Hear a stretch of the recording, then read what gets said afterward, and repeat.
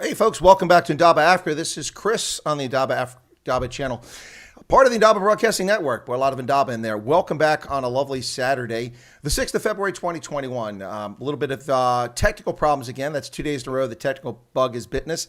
We overcame yesterday. Boa plan. That's what we did yesterday. And today, same sort of thing. But in my haste to get things sorted, we were having a little trouble with the audio on Manie's side. I meant to play Sight Vest. That was Sight Africa.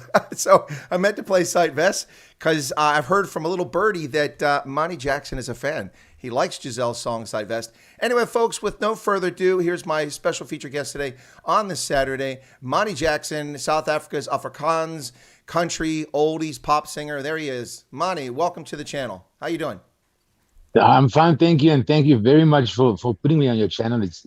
We've been talking, I think, 2 months now of doing this, and eventually we did it. No, absolutely. Well, I mean, a part of it. Let's be fair for all of those who are really excited about you coming on the channel, because I've been talking about it for a while now. It was the holiday season, lots going on, plenty of things. So you were pretty busy, and this is a good time to do it now. We're into the new year, and Yeah, we're struggling again this weekend, the whole weekend, with load shedding in South Africa, and they our electricity went off from 11 until 3 o'clock. So I was just nipping and praying that it doesn't affect anything here today. I must just we start, I must just tell the people, my great grandfather was born in Scotland. They came to South Africa when he was 3 years old, and he married a boerenmeisie, and that's why I'm an Afrikaans speaking Jackson. And I grew up in Pietermaritzburg, which is very English, and I went to an English creche as a child, and I could speak fluently English. And then I went to Wolmaranstad, which is West-Transvaal and the Boere Nazi. And if you talk English there or speak English there, they would hit you. Yeah. So if I struggle with my English, please bear with me. The English people here, I can throw in an Afrikaans word, they will understand it. But for those who can't understand any Afrikaans, just bear with me. Well, it's interesting because folks far and wide are familiar with your music. You probably know this, but some of the audience might not. For instance, when I look up your songs for MP3, one of the first Google results is Amazon.de, which of course is Amazon Germany. So your music sells in Germany, which is not a big surprise. A number of Afrikaans performers are popular in Germany.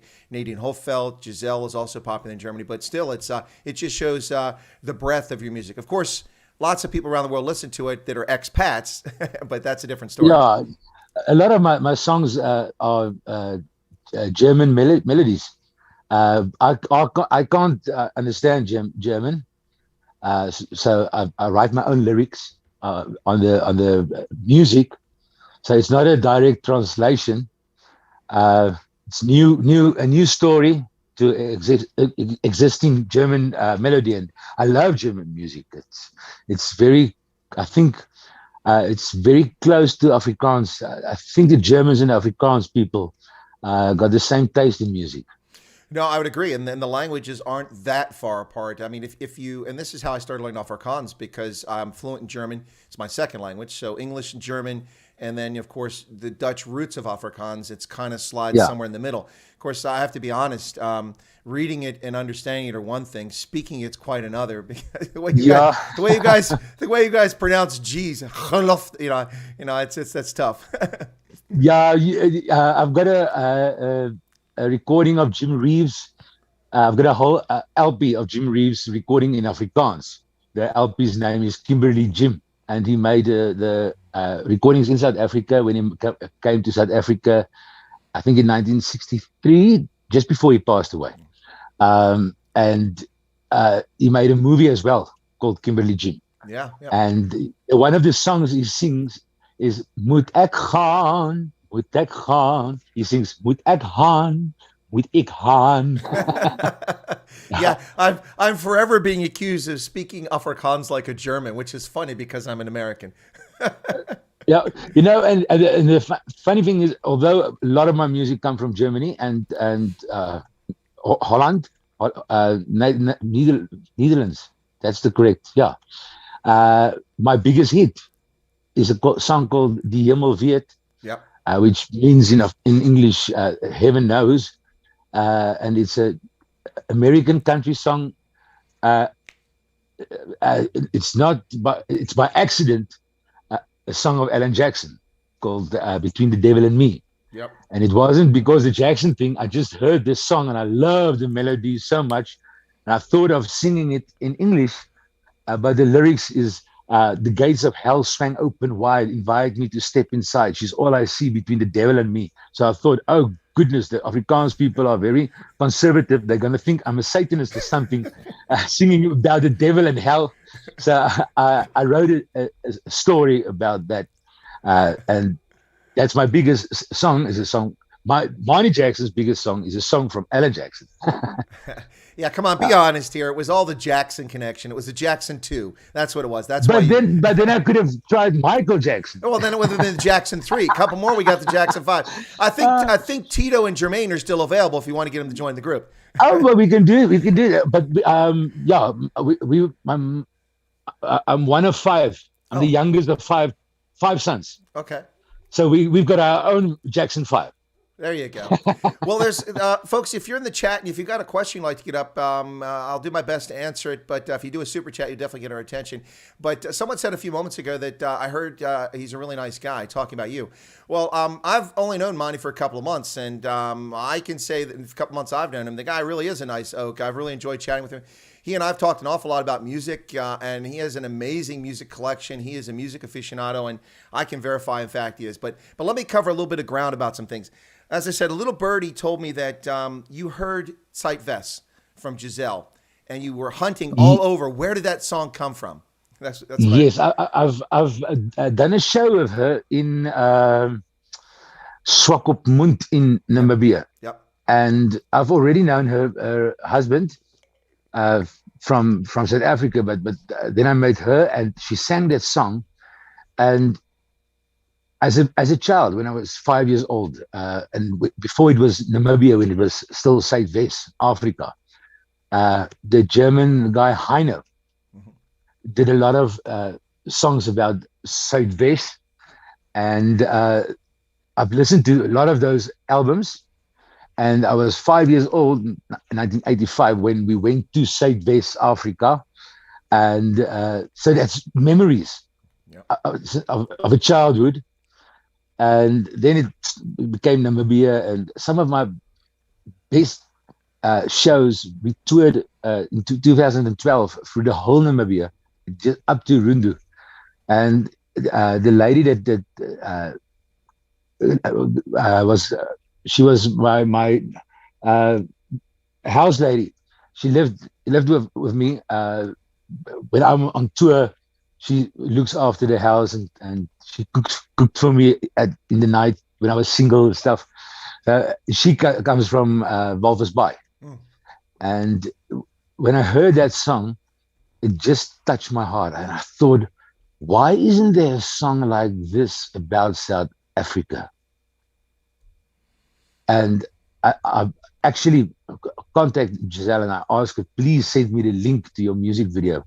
And immediately when I came home, I showed it to the auntie that lived at my house, and she started crying like a baby because she was lost in Namibia in 1992 when her mother passed away, and she's now 62.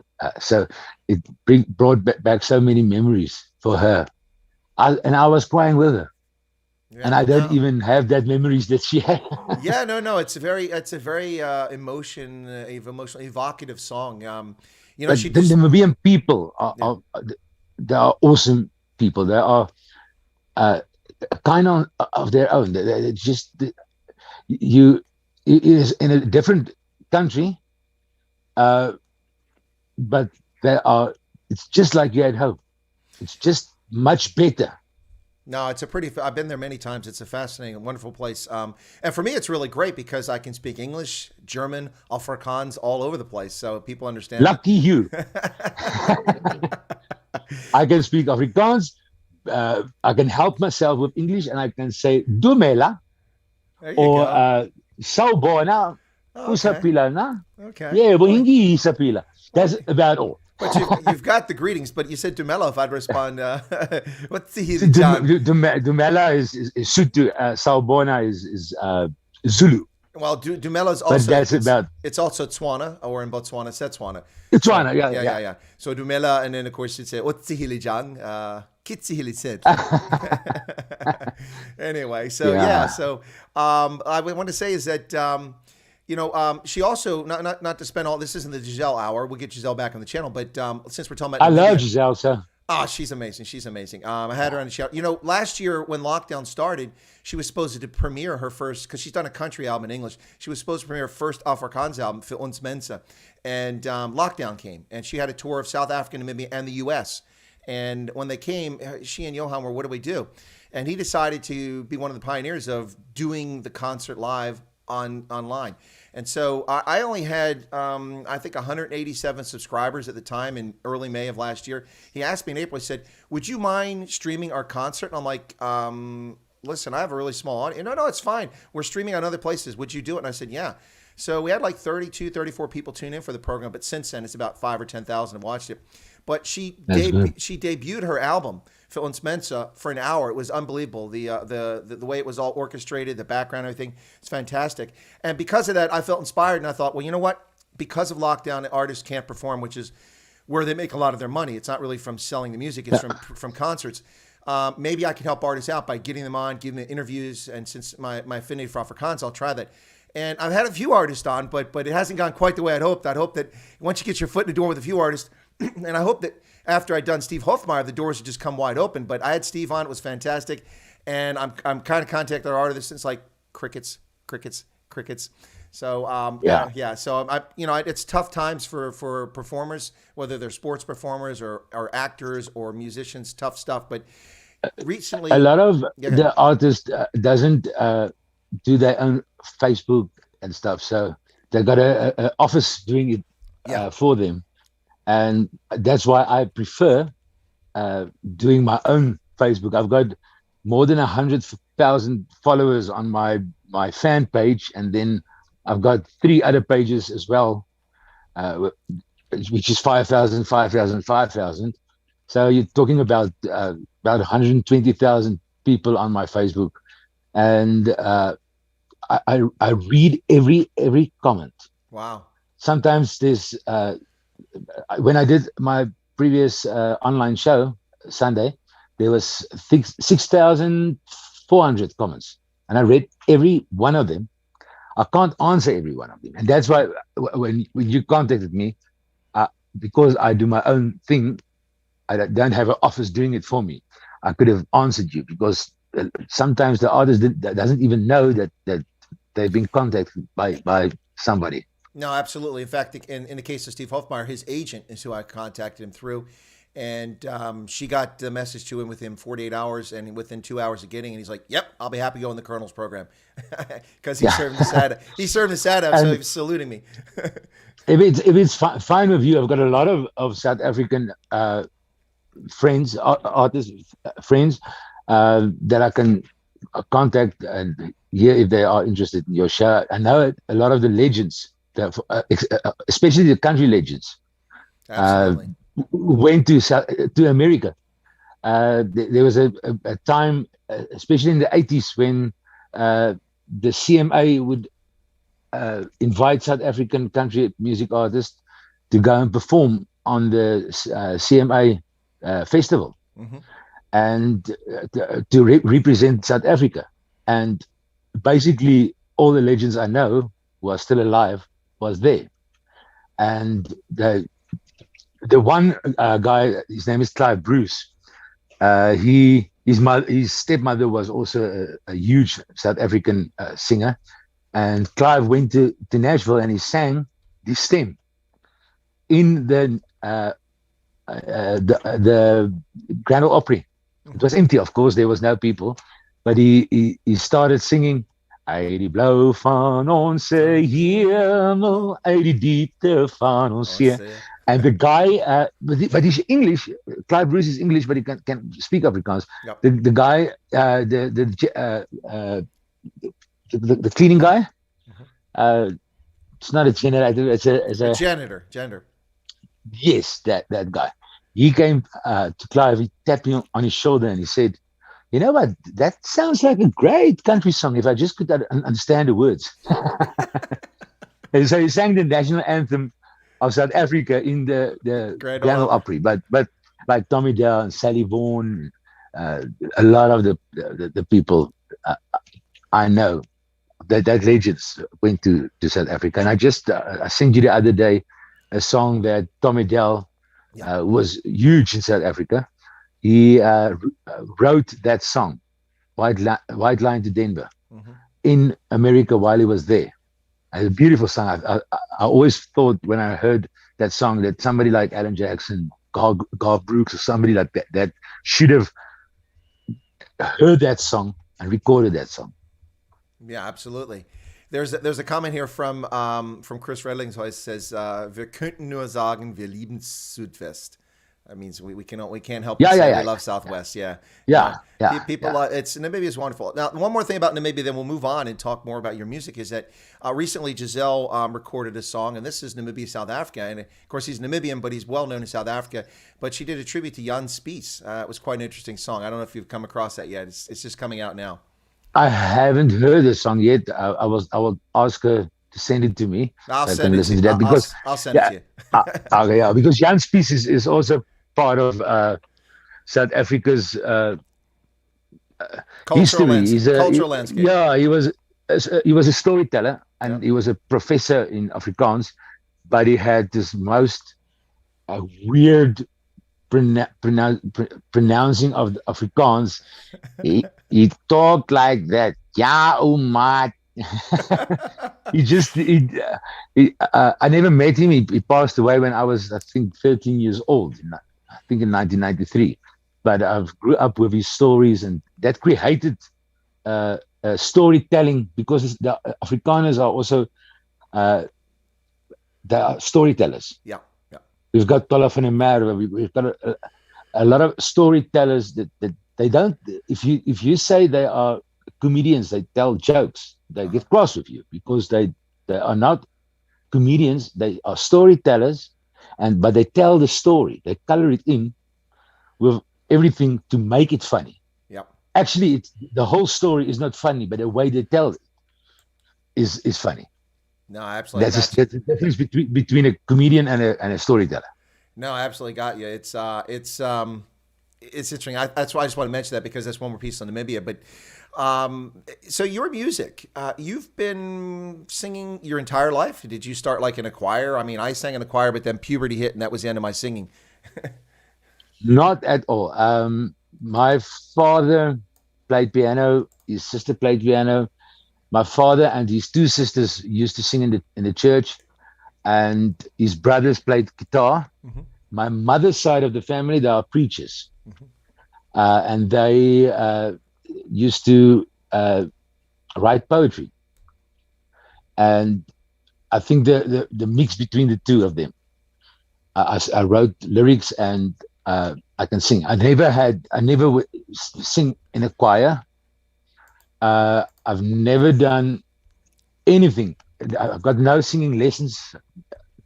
I was 5 years old when I said I want to be a singer. One day I want to be a singer. I want to be a preacher and a singer. I want to be a farmer and a singer. I want to be a teacher and a singer. The singer was always there. Okay. And when I left school in 1997, and I got me a job with a courier company just to pay my first sound system. And I started doing talent competitions, and I've done one, not much. Second one, I've got into the finals, and the third one, I've won a first, a second, and a third prize in different categories. And so I took that money and made my own CD in 1998. I was 18 years old, and local radio station started playing it. But I sang in pubs for free. And when the Oak wants to book me again, then I will charge something like 100 or 200 rand, which is nothing in dollars. Yeah. And I kept myself, I didn't have any day job ever again. I've kept myself busy in pubs for 300, 500 rand a night from Tuesdays till Sundays, and for 12 years. And then the singer slash producer, Dennis East, he decided, because I've done all the legends, I've done the pre-shows and I've done their sound. I was jack of all trades. I was even a DJ on weddings and stuff. So he decided in 2009, I've struggled enough. I've paid my dues. So he recorded the song "Die Hemel Weet," and a German song which I also wrote Afrikaans lyrics. The German song's name is "Unamen der Liebe, Brunner en Brunner," and I've wrote it in Afrikaans. "Kom laat my weer lewe." He recorded those two songs and he sent it to Select Music, which is the biggest record company in South Africa. It now belongs to Sony Music. And they gave me a contract immediately. I was just turning 30 years of age, and the public immediately, for some reason, I don't know, they loved the song "Die Hemel Weet," and the album went gold in 3 months and platinum in 7 months. Wow. So Wow. that's something that doesn't happen. You must be lucky, and it's more easier if you got the looks and the muscles and the stuff. I didn't get the looks and the muscles and the stuff. So I'm grateful. I'm grateful to the South African public supporting me, and all my albums.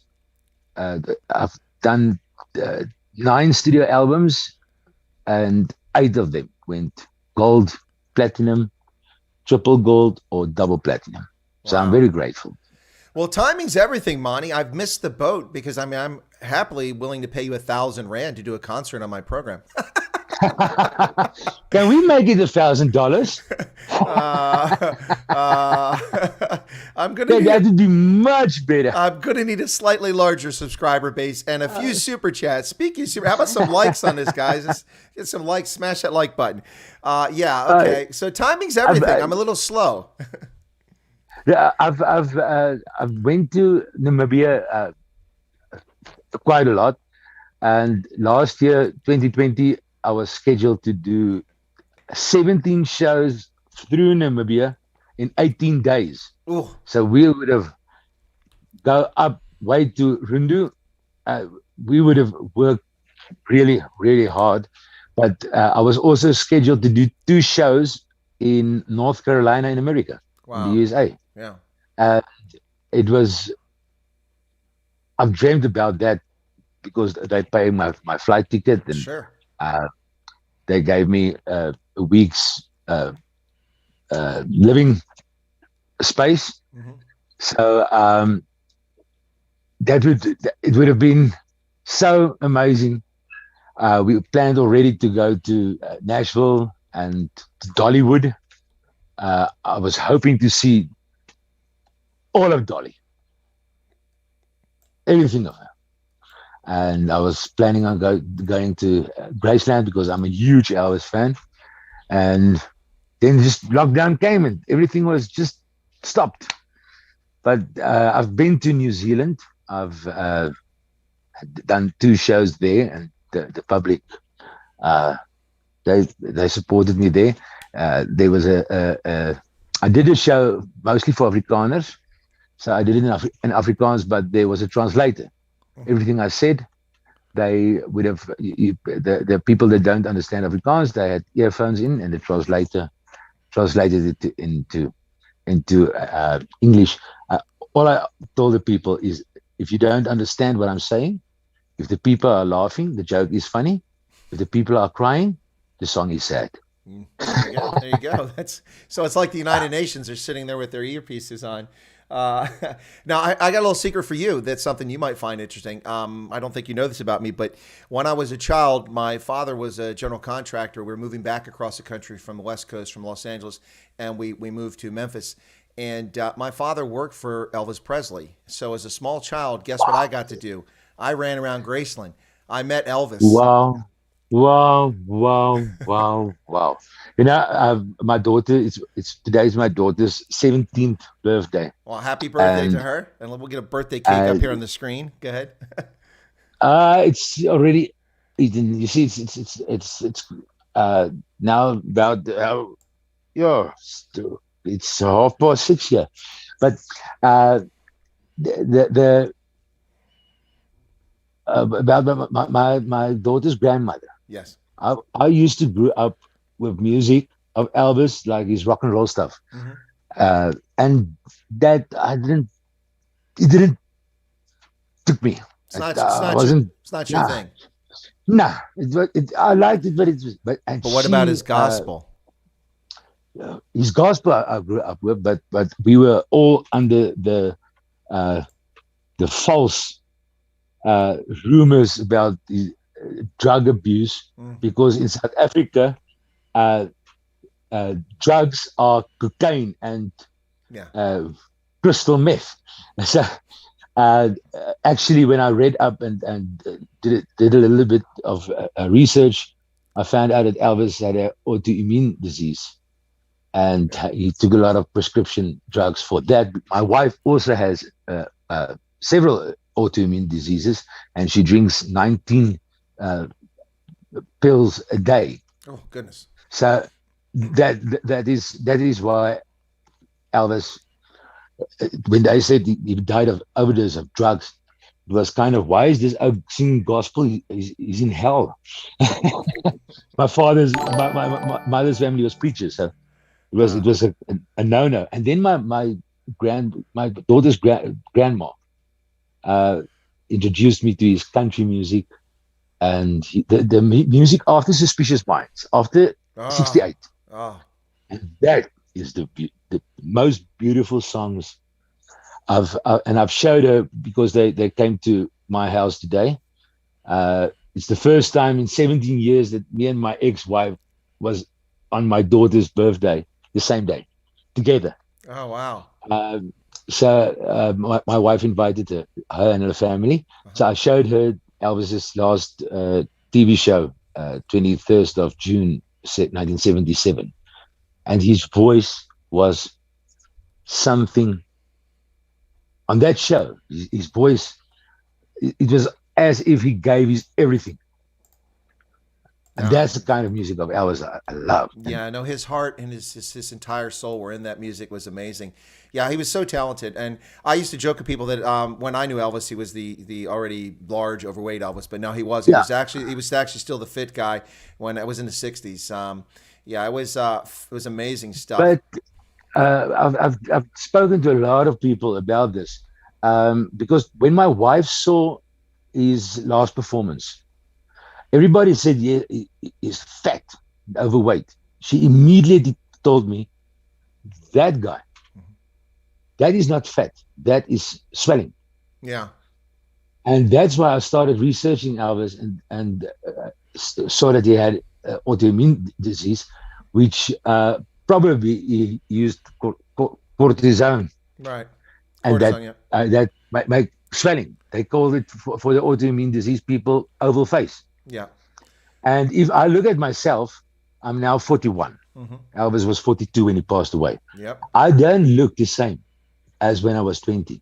No, well, that's just nature. Your body changed. Yes, it does. Your body changed. Steve Hofmeyer, when he became a superstar in South Africa in 1988, 87, he was actually first an actor, and then he became a singer. Yeah, he was skinny. And he was skinny. And now he's 55. He's not skinny anymore, but your body changed. You can't. There's only a few people that can say I still wear the same pants as when I was 20.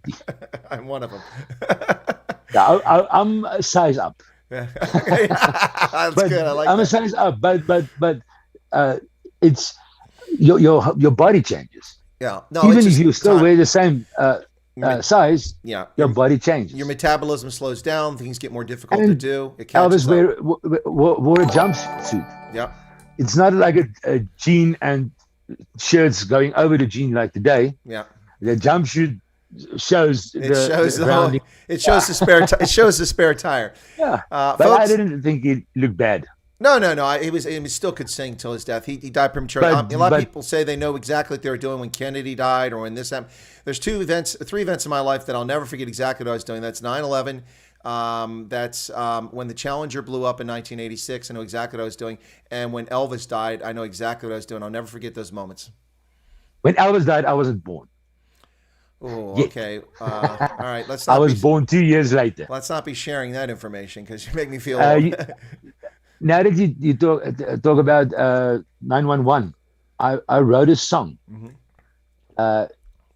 It was released a month later after 911. Mhm. But about the song's name is "A Prayer for America," Okay. and I can sing a little bit. If what I can remember, so Lord, we pray for America, and Lord, we pray for everyone who has lost a friend. Da, da, da, da. I've composed and wrote the lyrics of that song. I will send it to you. Oh, okay. It was just a very, very young Manie Jackson. I was 21 years old and I even translated it in Afrikaans. So Here, ons bid vir Amerika. En Here, ons bid ook vir elke een wat de naaste afstaan aan die dood. So yeah, I did a song for 911. That's amazing. But it never got because I wasn't at the record company at that stage, and nothing happened to the song. No, language is funny because you keep saying 911, and of course on this side of the Atlantic, when we hear 911, we think emergency phone call, call fireman, call. Yeah. So we say 911, but I was just because how people use the language. Folks, you're listening to Chris White Africa on the Indaba Africa channel here, part of the Indaba Broadcasting Network, on a Saturday, the 6th of February, 2021. I want a refund. I want a rebate. Who stole 2020? The Grinch stole 2020. It's gone. I want my money back. But my special feature guest today is Manie Jackson. We're talking, and before we get any further, I do need to do this. We did get a couple super chats that came in. People are trying to start something here. So the first one was from Erica. She said, Chris, first donation towards a Manie Jackson and Giselle concert. Come on, folks, let's get this going. And then we just got another one just a moment ago, and that one was from Ronell Guns, who said, I second that, Erica. So anyone want a third or fourth, feel free to do it to help raise the funds so we can get a Manie Jackson, Giselle concert here on Chris White Africa.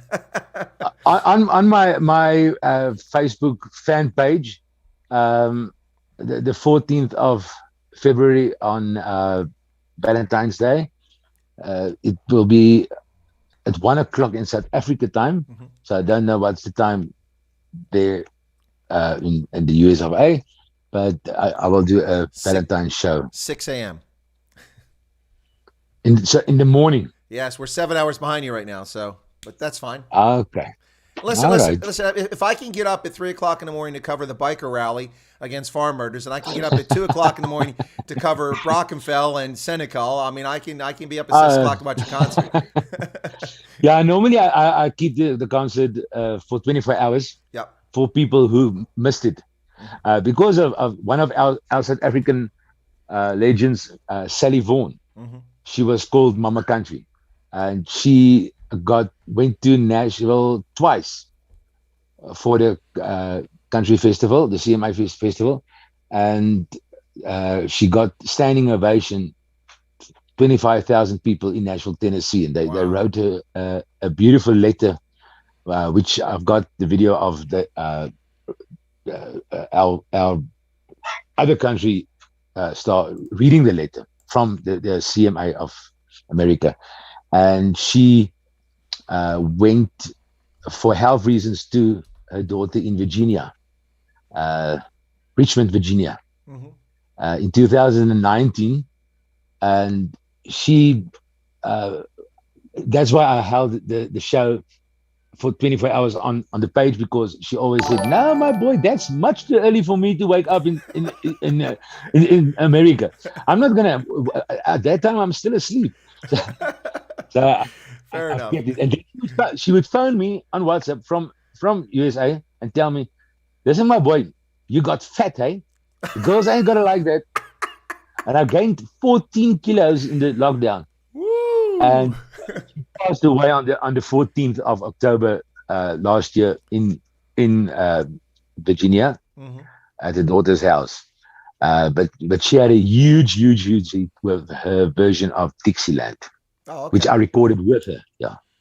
I think it's fascinating when people get older, they tend to get cheekier. When they're young, they're cheeky, and when they're old, they're cheeky. When you're in the middle somewhere, you behave yourself mostly. Actually, I must say, Sally was cheeky always. She As was always cheeky. Okay. one of, I'm not going to say his name, but one of he is our biggest Afrikaans music selling male artist. If you look behind me, Uh huh. he was a charmer, and Sally was quite overweight. And he went to her and he told her, and I'm talking about 1982, 83. He told her she's the most beautiful woman he has ever seen. She just told him to just get lost. You're lying. You can see I'm fat, eh? Yeah, she was cheeky all her life. That's why she was called Mama Country, because she was like a mama to every young artist. Gotcha. Well, we've had another super chat from Gert Janssen from Rinsburg, who is also contributing to the Giselle and Manie Concert Fund. So we're off to a start on that. Thanks for that. There's some interest in that. Seems to me and Giselle are going to meet each other halfway. Okay. Okay. If she still lives in Namibia. No. She's in Pretoria. Okay. Then halfway is Joburg. Yeah, exactly. Yeah, Exactly. then we can do that. Yeah. I go to Pretoria. Well, It's speaking of which, it's Johan Eisel wrote the 100 short. How far is it? hour and a half drive. Okay, to Pretoria. Okay, Yeah, from me. So Just over the hill. so you're not in Rustenburg. You're not in Polokwane. You're not in Benoni. You're not. I'm just trying to figure out where you're at. Vereniging. Oh, sure. Park Okay. Sasolburg. Okay, So in the Free State. People pronounce it Vereniging. Yeah. Van der Belpark. It's still in Gauteng. I'm in the Free State. Yes. Between Van der Belpark and Sasolburg, in a little small town called Valpark. Okay. Now the problem for me is because of the German pronunciation. I always say Vereniging. The English people, yeah, Vereniging. Vereniging. But Vereniging is united. yes, United. Yes. Yep. Yep. So there was a little bit ago, Johan Eisel wrote and said, Manie, Giselle is inviting you and your wife to a braai. And he said, ons moet queer. Kuier. Yeah, we as South Africans are quite fond of kuier. We like kuier quite a lot. I'm just a little bit worried about Giselle's husband. He makes things disappear. He does, and I tell you, he was offered a And cabinet. I'm so scared he makes my wife disappear. Well, no, but I don't know if you know this, but he was offered a ministerial position by the African National Congress because he made the Voortrekker monument disappear. So they offered him the tourism post, and then it reappeared. So they withdrew the offer. Yeah, I wish you could make the whole government disappear. Yeah. Take a number, Manie. There's a long line with that. My goodness. We've got a job for Donald Trump in South Africa. Yeah, we got a job for him here. You don't need him anymore. Oh, if you don't need him anymore, we've got a job for him. We need him. I know you need him. We all need him. And I'm not. It was a sad day. I'm not even a fan of Donald Trump. I just like his policies. But it's frustrating. So Kyle is asking a question. Says, has Manie written anything new? Well, you're a songwriter too. We haven't even gotten around to that. Wow, the hour is just zooming by here. You're also a songwriter. Have you been writing anything during lockdown? My last album came out. My albums normally comes out just before Christmas. So it was released October 2019, and it was a biggest hit album with 3 new songs on it that I've written, all 3 of them. And then 2020 came and there's nothing. We didn't do anything. And I'm busy with compiling songs. The whole thing is our only music store it just announced they are closing down. So the only place you can buy CDs is gone now. Yeah. So it's a little bit difficult. Most of my fans are I always joke and said my fans are between 45 and dead, with the most close to dead. Actually, Yeah, I have. and Go ahead, and I'll tell you something news I got here for you. Go I've ahead. got so older people doesn't know how to stream and how to do iTunes and Apple Music and Spotify. They don't understand that, and they don't want to learn it. Yeah. They want a CD. Yeah. So we are busy compiling a song for digital market, and then compiling songs for an album. I'm still going to release albums, so because on my shows I normally sell a lot of CDs. Well, when you say age 45 and above, I tried something different. I've never done this on the channel before. For this stream today, hoping to attract some other folks who don't necessarily get it, because YouTube has been kind of messing with my channel and not promoting my videos because I started covering politics here in the U.S. In fact, I discovered last night that I did an analysis of a video that was produced about claiming electoral fraud, in which I said some of it's nonsense, some of it there might be merit to. They removed my video and never even informed me and said I violated policies. So because of that, I had to be careful. But anyway, so I thought I'd try something new, and I actually paid for advertising on Facebook for this stream. I actually paid for it. Okay. So, yeah, I did. So I tried. It's a test, and I just want to let you know. So the one utility of it, other than the fact that they suck my money away, is that is that I can actually see where people were getting the ads and who actually responded to the ads. So to let you know, about 8% of the people who looked at the ad were age 18 to 24. Another 15% were 24 to 35 or 25 to 34, and then 9%. So about 40% of the audience was below the age of 45. Just so you know, they're not all they're not all 45 and over. And then here's the fascinating part too. Let me find this really quickly. So locations. Now you're gonna love this. Let me see. Here it is. You're going to recognize these places. These are where the impressions went. Now, I paid for ads in the U.S., UK, Australia, New Zealand, South Africa, Namibia. And so this is where the most people looked at it. I had over 800 people looked at this ad from the Comas region of Namibia, 419 from Erongo, 223 from Oshana, and then the closest one in South Africa was Gauteng with 168 impressions. So most of the people who watched the ad that I put up for this stream were from Namibia, and they were mostly young.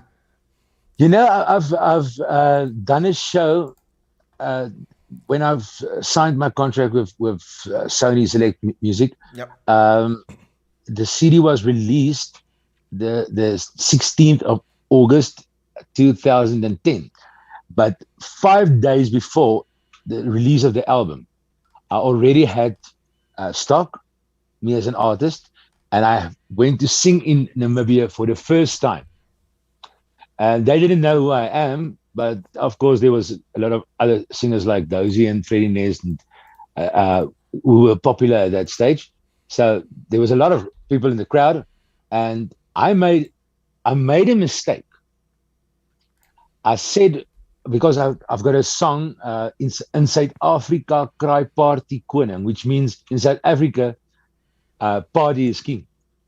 So I made a mistake and I said, I don't know if the people from Namibia can party, but in South Africa we can party. When I went off stage, there was a whole platter of Jägermeisters waiting for me, and I went to bed. That the next morning, I missed my flight back to South Africa. And that's how I met the Namibians. And I love it. And those oaks, which was waiting for me backstage with that platter of Jägermeister, we are still friends 10 years later. That's awesome. But I'm going to help you out. You're helping with my Afrikaans pronunciation, so I'm going to fix your German pronunciation. No such thing as Jägermeister. It's Jägermeister. Yeah, we got a lot of other words we call it as well. I'm sure you do. I'm sure you do. But listen, I've got to send some greetings to you from one of my longtime loyal viewers named Tuns. And he says, please send you his regards to Manie. He was the barman at the German club. And he says, regards from Carol and Anton Myberg as well. Yeah, Anton Myburgh is one of South Africa's uh, lady singers' stepson. I also wrote for huge hits in South Africa. He wrote, I think, 3 songs for me. And German's Club is a place that I've done a lot of pub shows those days. I think they paid me a little bit more because they are situated in the better part, the richer part of Vanderbilt Park. I think they paid me 800 rand for the show. Yeah, I've sang there 800 Friday rand. nights. Listen, I'm sticking with the 1,000 rand offer to do a concert in my program. I think that's generous. Yeah, it's very generous. But I would when I went to New Zealand, uh, I was paid in. I wasn't paid very much, but they also paid my flight and they gave me a week's uh, accommodation.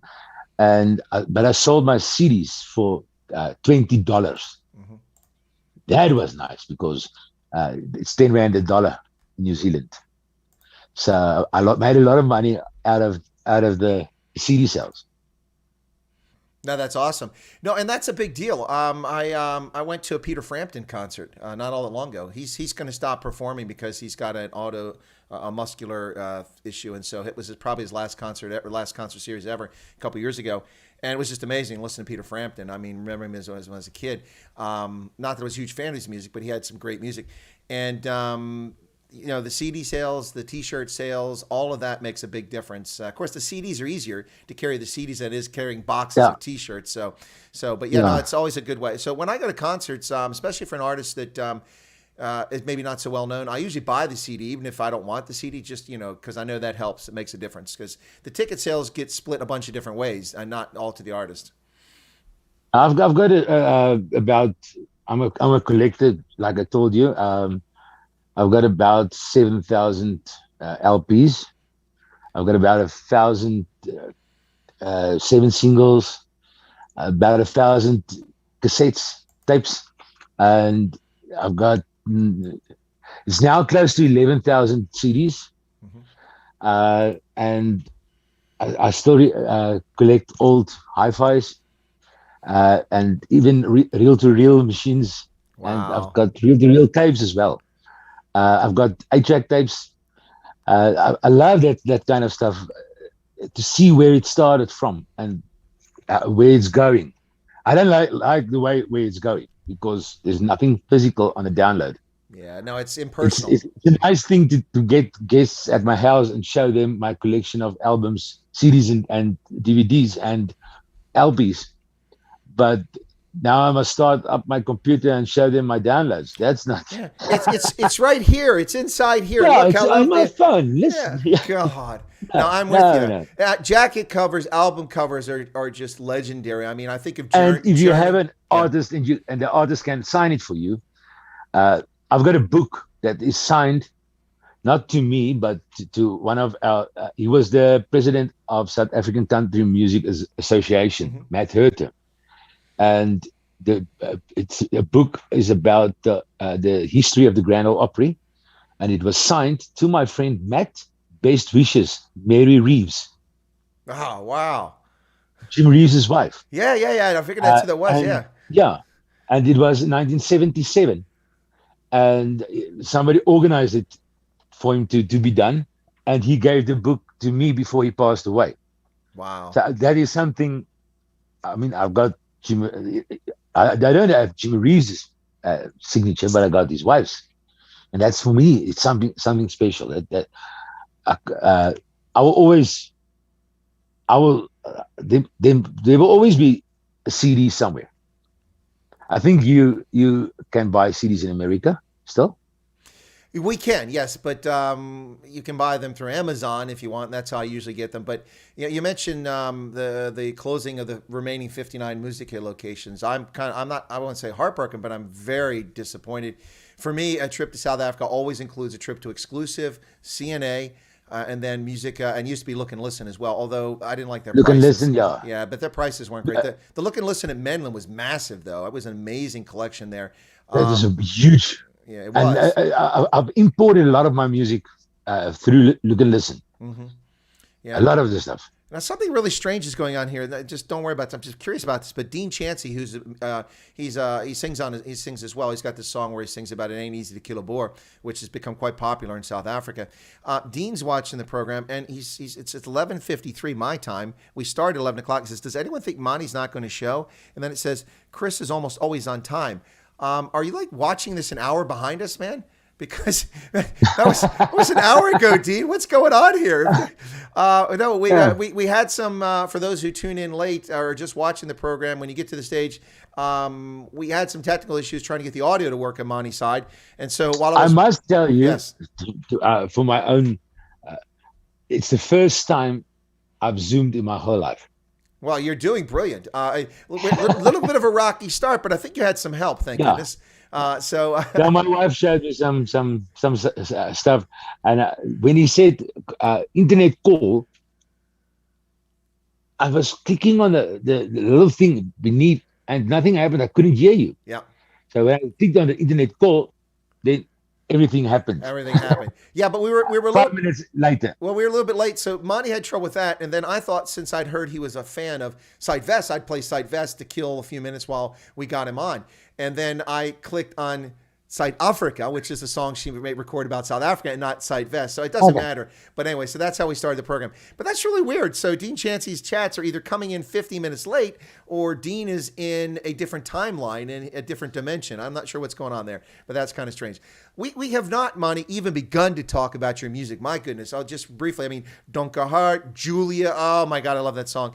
Nog net een keer, Mooiste Frau, Die Himmelwet. You've already mentioned that. Some amazing music. Fire Within Me. You sing in English, you sing in Afrikaans, you sing pop, you sing oldies. But I have to be honest here. I'm gonna let you know about something. I think the first time I ever saw you perform on video was I'd heard your music, but I'd never seen you, and it was one of the Corona finales. You were wearing this top that kind of looked like something an Indian would wear from India, and your hair with your trademark where your hair is kind of tousled up there. And my hair is always like that. But before you started singing, I'm like, who's this Indian guy? Does he sing in Afrikaans? Because the camera angle was bad. I thought you were Indian. Okay. What song did I sing? I can't remember. It was one of the Corona. When you did a medley with I did 6 of the Corona stuff. The one I enjoyed the most, was when I did the I think it was Corona 3, maybe 4, when I did the Neil Diamond medley. Okay. It was good. Darren starting off with I Am I Said, and I love singing I Am I Said. I do it on my shows. LA is fine. The sun shines most of the time. It's laid back. It's just that whole cracky thing. Kurt started the I Am I Said, and then I did Song Blue. I did Beautiful Noise. I did Sweet Caroline. It was just the people were just loving it. That was one of my moments. And in South Africa we have a singer. She just retired last year. Terika Keesenkamp. She was born in Den Haag in Netherlands. But she came to South Africa when she was 5 years old, and she's like everybody loves her and everybody knows her, and she's like the most beautiful old person I've ever met in my whole world. She's now 73, and when I sang Unchained Melody, she was in the audience that day, and when I hit that last note, she stood up and gave me a standing ovation. That was one of the things that I will never ever forget. No, that's amazing. It's my favorite is honestly is Corona 5. I love Corona 5. I thought it was amazing, and I like the finale. That's the best finale. The way that they orchestrated the songs and blended them together, they just really worked really well. But what's it like when you do Corona and you like get to sing with all these amazing, very attractive ladies? What's that like? Before Corona, we had Skouspel, which was done by Huisgenoot. And I was single in those days, and then I sing with all these beautiful ladies. And I'm actually very shy, and then Nadine would dance around me and touching me on stage, and I would blush. And the one girl she was beautiful, Charlize Barr. She was just turned 90 or 20 years old, and I was about 31 then, She's so beautiful, but I was too scared to hold her hand, taking her up on stage. But you see, the whole thing about doing shows with other artists is you get to know the person behind the microphone, and sometimes that's a pity. Sometimes the personality that you see backstage takes the beauty away. Okay. That's quite a pity. That's quite a pity. No, but that happens. It's well, you know, it's interesting. I one of the people I wanted to interview very early on, I didn't get very far because I had a contact who said they could get me in touch, but didn't work out.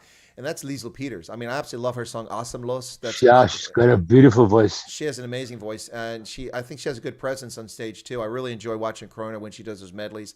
But "Asamlos" I love that song. Of course, I've got a number for you if you want to talk to her in person. Well, yes, I'll take you up on that offer. Absolutely. Yes. And maybe we can get someone to super chat and throw a few more rand in the pot there, so we can make it the Manie, Giselle, and Liesl concert. Oh well, if we bring in my good friend Ray Dillon, there you go. We can start a new Vuurwerker, and I know I'm friends of so much of these artists, not all of them, but the nice ones, and we can start our own Corona. Well, there you go. We'll just have to give it a different name rather than Corona. We'll figure different name. Yeah, different name. But the Outcasts. Yeah, okay. I think someone's tried that already, but we could try that. No, but not Outlaws. Yeah, no. That's a different. That's a country thing with Willie Nelson. I actually went to that. That was I went to that because oh gosh, who's the Irish singer? I'm drawing a blank now. Really old now, in his 70s. Fantastic guy, singing all the great songs. Oh, geez, who is that guy? I can't. Anyway, he was there, so I went to it. No. Oh gosh, you know his name. He's saying I'm drawing a blank on this real quick, but I want to catch him because he's still performing. He was fantastic. But Willie Nelson was there. I'm not a Willie Nelson fan, but it was called the Outlaws concert, and it was a huge concert in Hershey, Pennsylvania. But you talk about Vuurwerker, Winter My Zeile. I love that song and the video. That's amazing. Those guys do a great job. It's brilliant. Now they're not recording it in that way anymore, are they? Was that just a short time, or they still do that occasionally? Ray Dillon left the company, and Liesl Peters also left the company. Oh, okay. Yep. So the whole thing fell apart. As far as I know, that doesn't exist anymore. Well, that was Ray Dillon and me are also not part of Corona anymore. Right. We've been replaced by younger and handsome muscle guys. Muscle bound. We were muscle bound. So is that like Dirk van der Westhuizen? Yeah. He replaced Ray Dillon. I've been replaced as well. No, I'm not going to the gym. Okay. I don't like it. You get tired. I don't like anything that makes me tired. Well, I empathize. I don't care for the gym myself. I do work. I work out though. I do it outside. I don't like gyms. To me, gyms are where people go to preen and show off what they've got or hide what they've got. And I don't need to work around other people. That's why I don't go to gyms, because I'm still hiding what I've got because I got nothing. Chad Blingno says, Chris, with so many Afrikaners on stage, if that concert came to fruition, it would be complete if they threw free Boerewors rolls off the stage into the audience. Ha ha ha ha. That's not fun. We can throw packets of biltong at people. Amy Justine LaRue, welcome. Good to see you there. People are saying they didn't get a notification. Well, that's YouTube shadow banning me and not telling people about the program.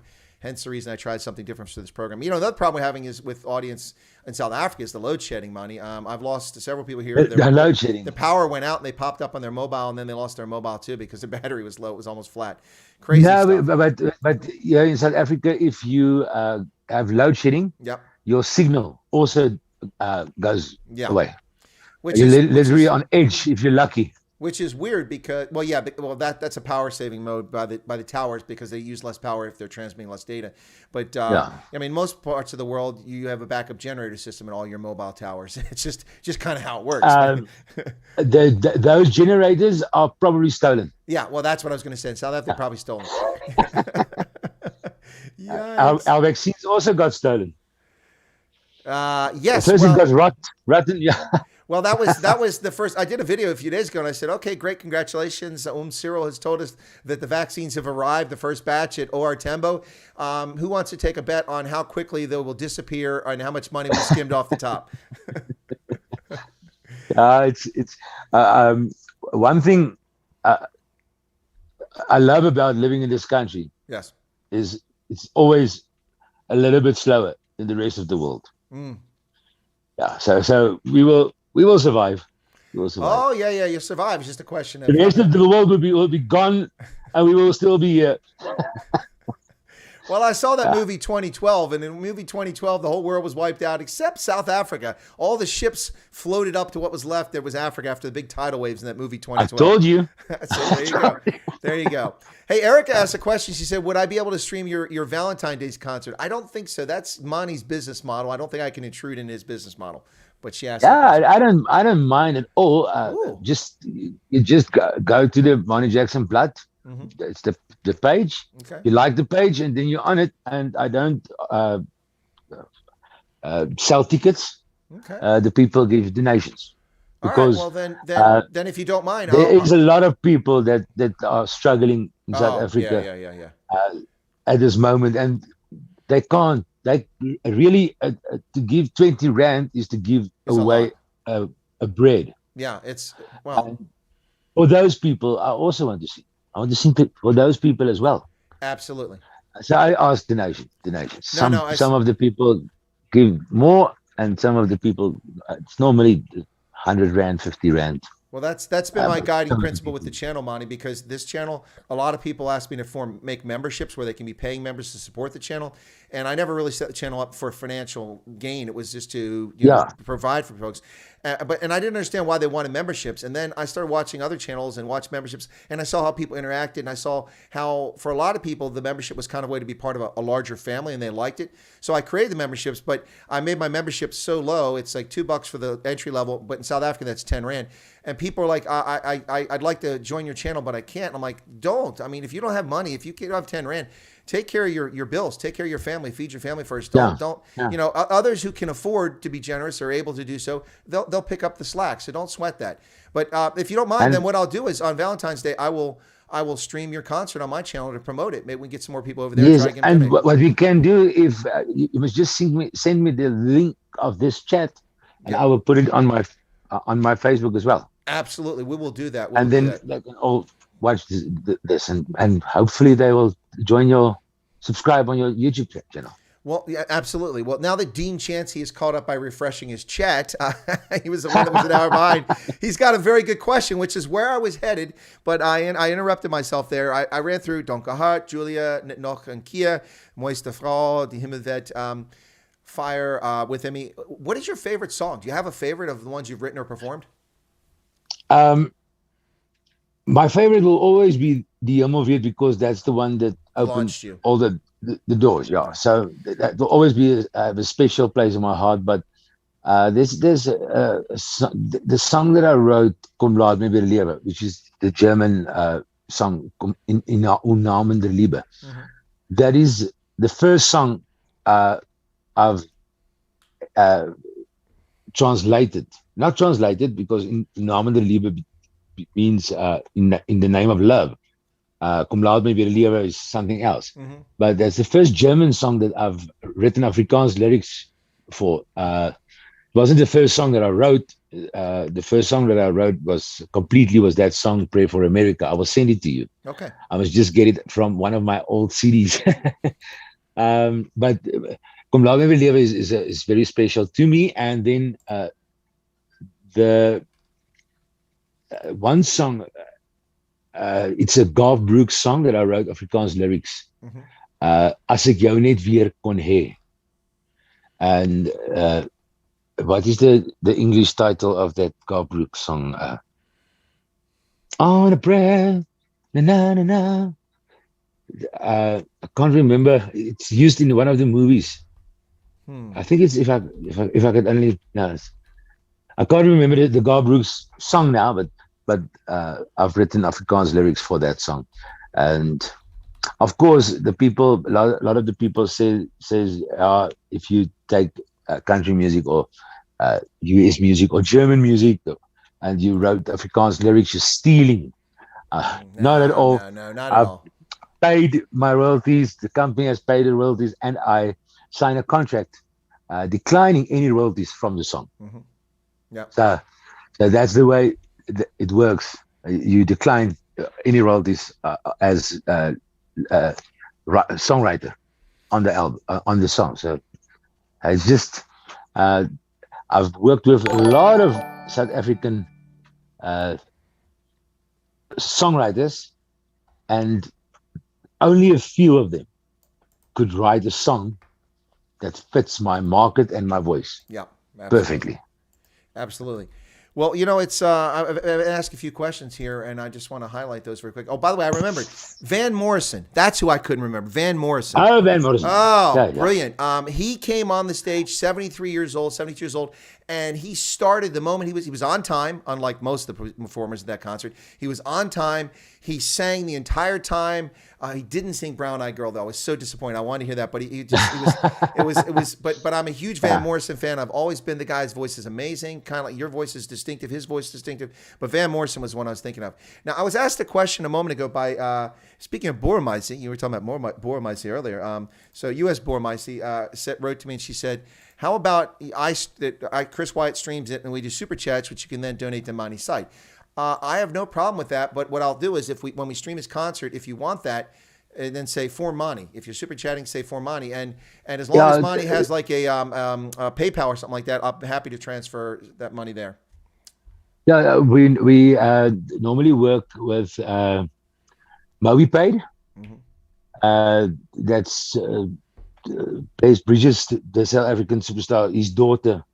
Her husband's got a company in the US of A. They are living in North Carolina. I told you about her. They do MobiPay. Mm-hmm.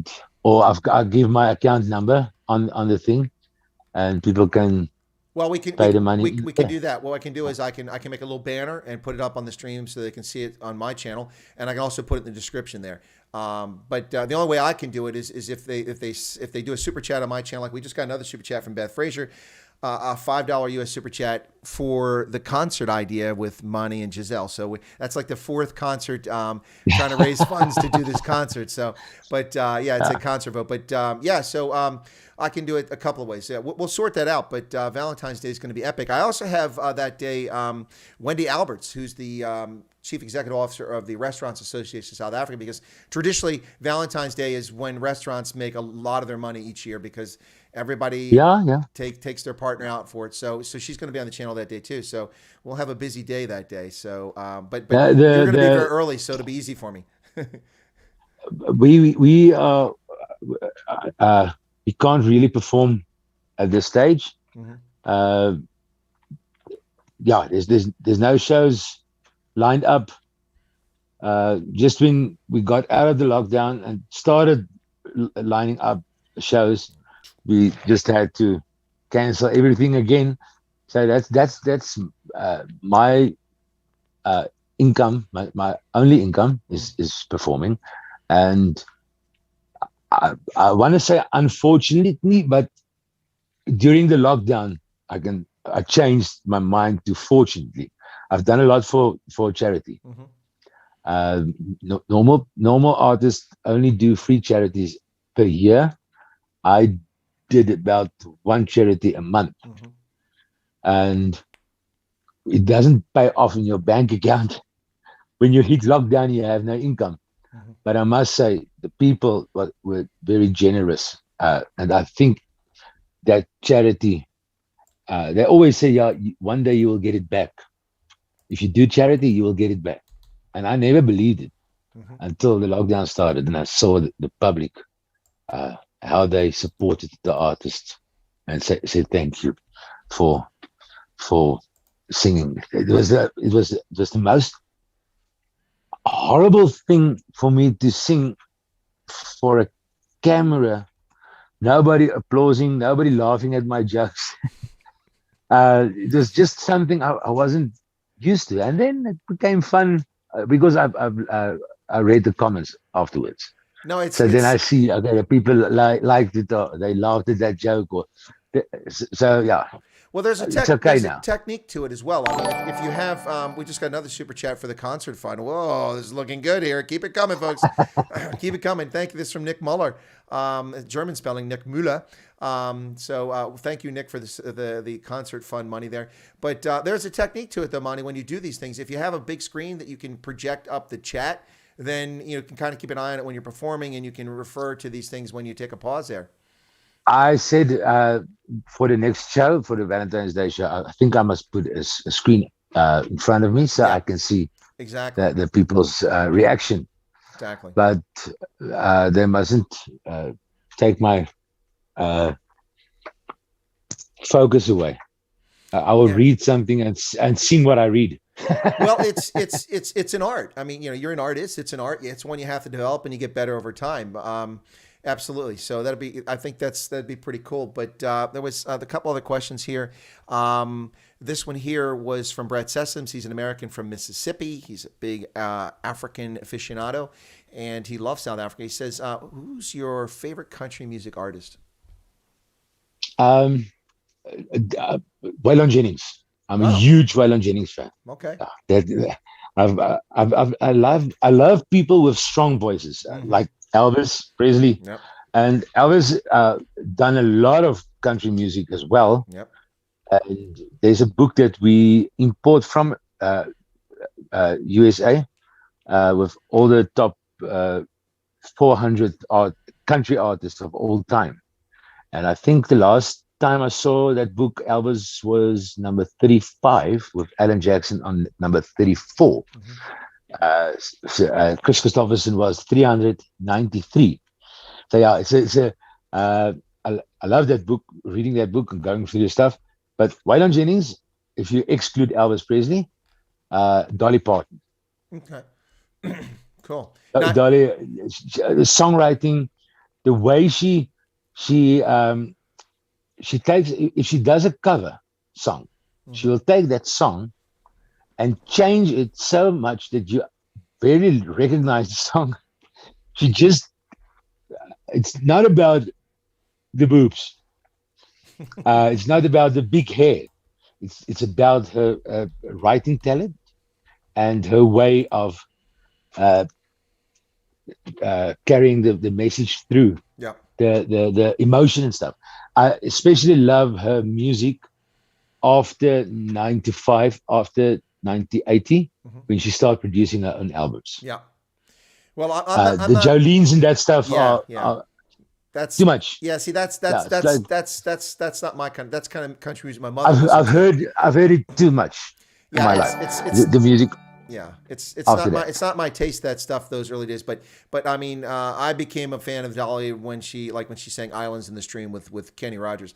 It's one of my all time. Penny Lover by Lionel Richie and "Islands in the Stream" are two of my all time favorite songs, and that is just such a beautiful song. So, and when they perform together, it is almost, you could almost look at them like they were a couple, because they were just they sing so well. They sing so really well. And Dolly Parton's. Somebody asked me the other day what was my favorite song of Dolly Parton. So I said, "Hello God." The song "Hello God."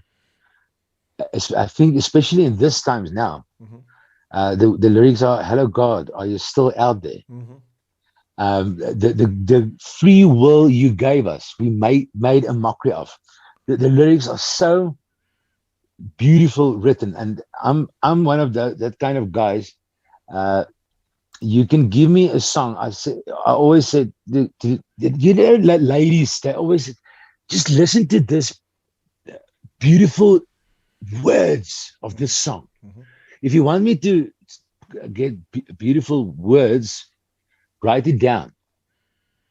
Yeah, I will rather listen to a nice melody with not so much nice lyrics than listen to a song with beautiful lyrics with an awful melody.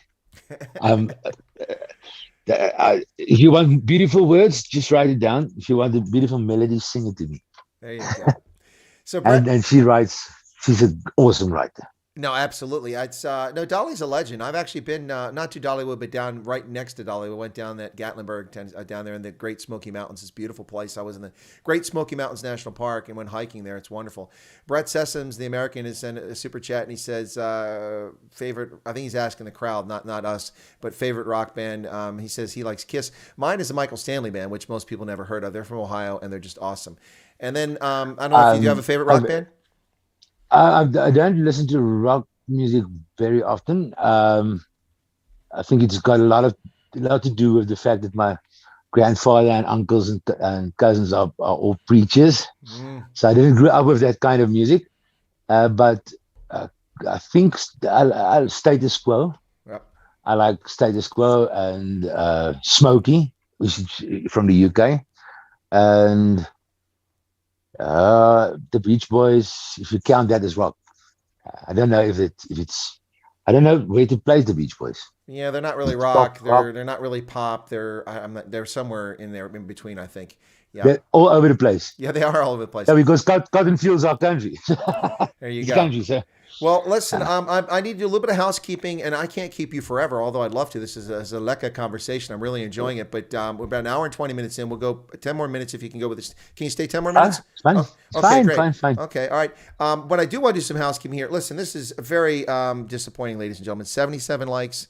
Come on, push the like button. It doesn't cost a penny. You don't have to donate anything. Smash the like button, get it. And then I've also got to mention U.S. Bormaisie. Boy, I'll tell you, man, every time she comes on the chat, I always I promote farmersonly.com. So if you're looking for a lovely lady to link up with, farmersonly.com. Now, but U.S. Bormaisie just gave a $25 super chat, and she thanked me for promoting South Africa and its people. No, it's my pleasure. Absolutely my pleasure. I was so I couldn't believe that someone from the US. That's why I asked you from which country you are. Yeah. Because I couldn't believe that someone from the US are actually into Afrikaans music. And Afrikaans music, the history of the music, it's always been quite either German, either country. We've got a huge hit everybody grew up with in South Africa, which is a Gene Autry song. Old faithful, we roam the range together. And we had a thing, die para begin op so met sy nooi in die vlei, aham, which is also, I think, Gene Autry. The froggy went courting over here, aham, which was translations. And that's why I think country music, rock music, American gospel music, the folk music as well. Mm-hmm. The South Africans love that kind of music. No, because absolutely. They can relate to it. But I think your bewilderment and puzzlement when I first contacted you, it actually gives me an in with people in South Africa, Afrikaans speaking South Africans especially, but not just Afrikaans, also Zulu and Xhosa speakers. When I reach out to them and I show that I have an interest and I'm an American, like, I must be from South Africa. He's just living in America. No, I'm not. I'm an American, but it is fascinating. We've got Dean Chancey here watching the program right now. He is a fascination. He lived in South Africa for a short period of time and is always had a great interest in it ever since then. Got a couple more super chats I got to give acknowledgement to. Rhodesians Never Will Die. Lynn said, thank you, Chris. Awesome stream. Well, thank you for that. Brett gave another one. He said, MTV has canceled its MTV African Music Awards due to the oppression of Bobby Wine. Wow, that's big news. Bobby Wine, the performer from Uganda, who ran for president against Yoweri Museveni. So they've canceled their awards because of that. That's shocking for a leftist-controlled media site like MTV that they would actually care. But that is good to hear. Dean Chancey says, will you please ask Manie if he writes most of his own songs? I asked a question about songwriter, but I didn't ask in that fashion. Do you write most of your songs, or do other people write them for you as well? I don't. I normally write music because I can't write music, but I write lyrics, and then either we will get German or American songs. Mm-hmm. But one of my composers are Dennis East, which is also my producer and an artist and songwriter. On his own, he wrote a song for Glenn Campbell. Mm-hmm. In the 70s. He wrote a song for John Farnan from Australia on the same album as the You're the Voice song, which sold 2 million albums worldwide. He bought his house in Randburg cash with the royalty check, only for writing one song on that album. So he's a very great songwriter. And then I get people to write for me, which my company paid it to do it.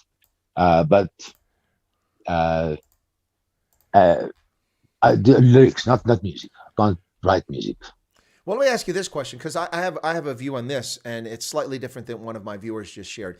Jede Vissa said that Afrikaans music took off like wildfire when they started oppressing Afrikaans. Now, I talk about cultural genocide of the language of Afrikaans, not talking plasmoord or anything like that, but I think there's definitely an effort to suppress the language. It's unfortunate most people who speak it as a first language aren't even white South Africans. They're actually colored South Africans, but it's unfortunate people try to oppress the language. But Jenny says that it took off like wildfire when they started oppressing it. I think there may be some truth in that, but I've argued for the better part of the last 3 decades that when the apartheid state was dismantled, it was a cloak of oppression that affected all South Africans, not just black or colored or Indian, but also white South Africans. I mean, the reason Sun City existed was because the deep Dutch Reformed Church Calvinist attitude about drinking and alcohol and things like that is something you weren't supposed to do. So people fled off to Bophuthatswana. They went to Sun City. They could drink and party and have a good time and come back and still be a good person. But we had the bannings going on under apartheid. You didn't have free speech. People couldn't write the things they want. So most Afrikaans music back then was more of what we call in German Heimatlieder, like traditional songs. And so I remember listening to Afrikaans music back during apartheid, and there was a song I really remember. It always stuck with me because of the lyrics reason, like die mooiste zand is die Kaapse zand. Die diepste zee is die Zuid. Anyway, but that was kind of it. And then when apartheid ended, it opened up a veil, in my view, and I'm going to get your take on it, Manie. It removed that veil from so many people. I mean, you could never have a snotkop under apartheid. You would never have an artist like that. No, you'd never have it. And you would not have a lot of things you have today. So your closest to snotkop in the apartheid era was Leon Schuster. He was rapping in Afrikaans. That's true. In the 80s. He did that stuff. Afrikaans music, the whole thing, people don't always understand. I've been reading since I was 5 years old. I started collecting music and articles about singers. I've got books full of articles since 85, and I've got even before that that people gave me, and I've read about the stuff, and I've worked with producers, old school and new school. I've worked with artists, old school and new school. The English pop singers were the guys in the apartheid time that was actually I'm feeling sorry for them, because they wrote huge songs, and it couldn't go international because of the apartheid. Right. But Afrikaans music, the whole thing about Afrikaans music in the old days was you had to have that talent to make an LP. Then it was the end of apartheid, and they did reduce Afrikaans music on the SABC and stuff. And the Afrikaans singers, only the few, like Steve Hofmeyer, Blaise Bridges, Andre Schwartz, Rina Yugu, only a few of them, those who really sold huge in the 80s and 70s, survived the 90s. And then the backyard studios began. And you didn't really need talent anymore to make an album. There's programs like Autotuner and Melodyne, which fix your voice up to standard. Now, in the old days, it wasn't there. You had to be a good singer to make an LP, and you couldn't have printed an LP in your backyard. Everybody can print a CD in their backyard, and that's when Afrikaans music started boosting, because not all of the singers sounds on stage like they sound on CD. Yeah. And they will cover up with a lot of backing vocals and a lot of double voices. and normally they are good lookers, and yeah, Well, that's no, what no, no. changed the I music. get where you're going there, but it's and I'll give two examples of it. When I was a young man, I went to Kings Island, which is a theme park in Cincinnati, Ohio, and Quarter Flash was a band, a pop new wave sort of band that came out, and they had a big song, and it was awesome. And I went there, I'm all excited because it was a free concert, and I went to watch them. I'm like, oh my gosh. They just couldn't sing. They couldn't sing. It was all studio. It was no talent. It was no. And of course, they were a flash in the pan. They disappeared after that one song. And then by contrast, I went to the Ohio State Fair, and Johnny Cash was singing, and I got to sit right next to the stage and listen to Johnny Cash. Oh my gosh! I'm not a country music fan, but Johnny Cash was amazing, and his voice and he could perform. It just that was a singer. He was just awesome, awesome. Yeah, that's a thing like with Elvis. Yeah. Elvis, sometimes he wasn't even close to the note, Mm-hmm. the correct note, but he was just an performer. He was an entertainer. Yeah, yeah. He wasn't the world's best singer. No. Technically, Yeah. No, best singer. being fair, being honest. But Yeah. the whole package, the package, Yeah.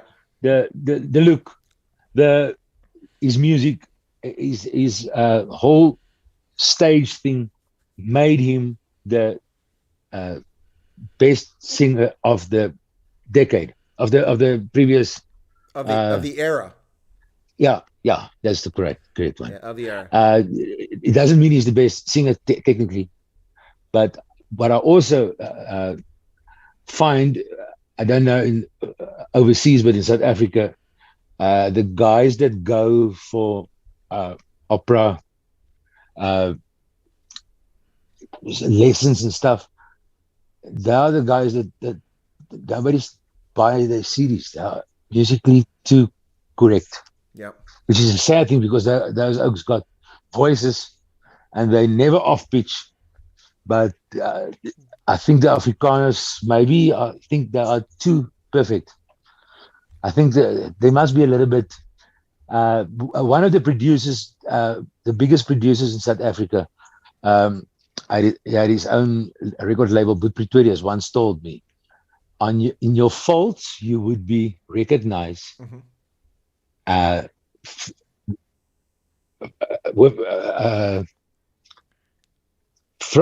can't pronounce it correct in English, but if you scoop a note, maybe Mm-hmm. the people will recognize that's you. Mm-hmm. It's musically, it's not correct, but it's distinctive. But that makes you special. It's distinctive. Yeah, absolutely. There must be something. Yeah, no. That like Snot Cop is close to, he's 49 years old and he jumps up and down on a stage like a teenager. Yeah. And that's and he loves it, and the people loves it. No, absolutely, and he's quite entertaining. That makes him unique. That makes him totally unique. Well, and the way he I tried that.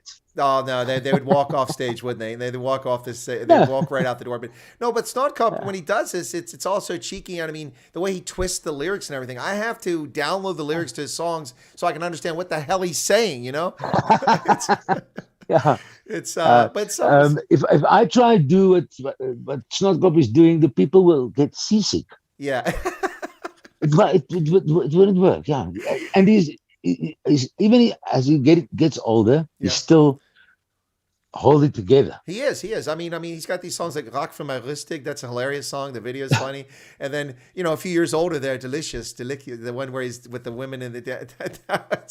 Yeah, if you really know Afrikaans and Afrikaners and the Afrikaans tradition, you would know that some of his lyrics are a little bit not vulgar, but they push the envelope quite far. Yeah, and it wouldn't have been allowed in the 80s. No. That's what I'm saying. Things like that never would have happened under apartheid. And so I think that's that removal of that sort of a state oppression on all cultures in South Africa is one of the contributing factors to why there's been explosion. What you've also said is that kind of people who are maybe not speaking of anybody we just talked about, but who are less talented can use the studio to their advantage. That plays a role. And also I think that what Jenny had to say is because there has been an effort to suppress Afrikaans, there's been a backlash and people turned Afrikaans. I mean, honestly, let's be honest. De La Rey from Boek van Blerk was probably so massive just because people were so hot full of all the BS.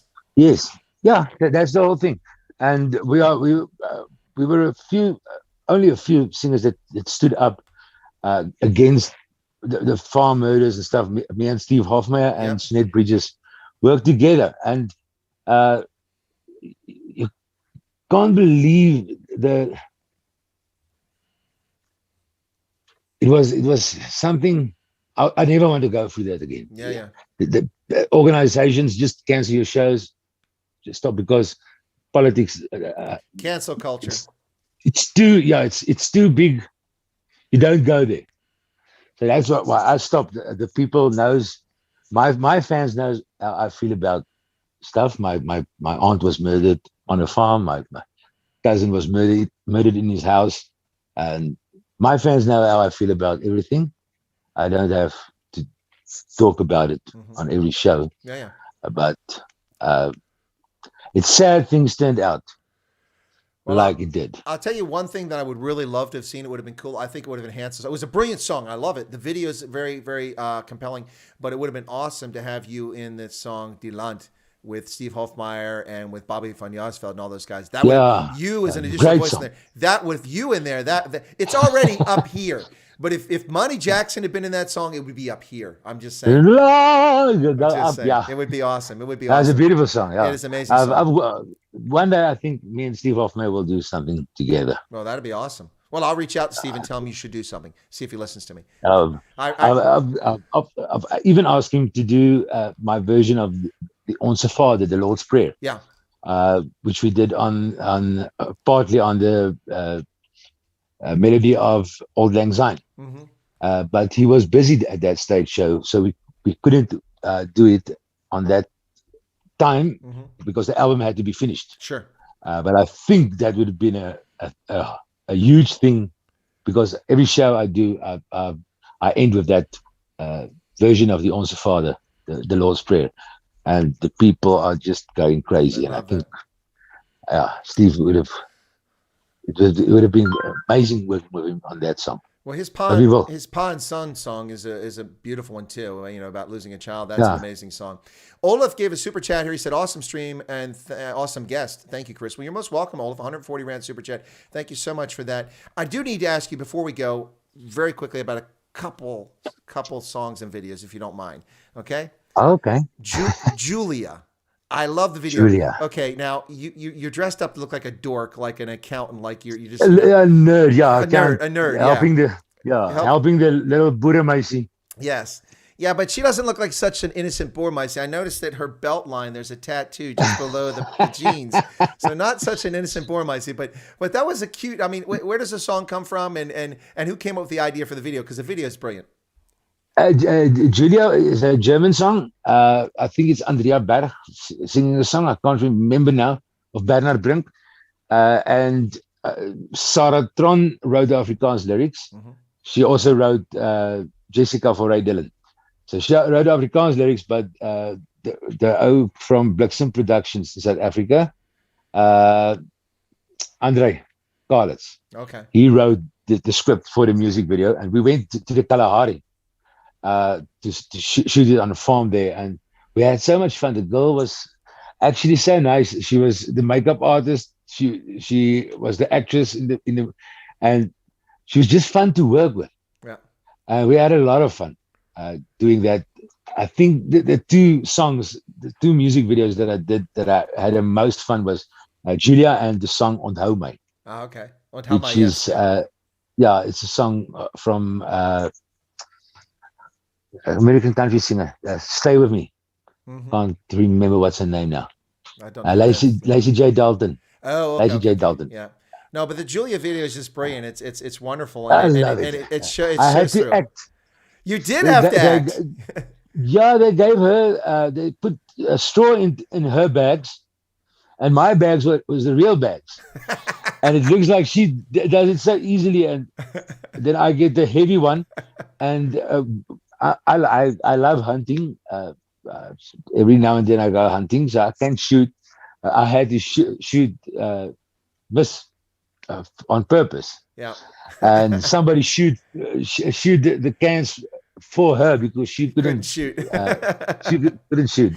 And the whole thing is when she pulls the trigger, yeah, you will see that my body goes like this. Uh-huh. And I really, it's real. That's genuine. That wasn't acting. It's genuine. That's genuine.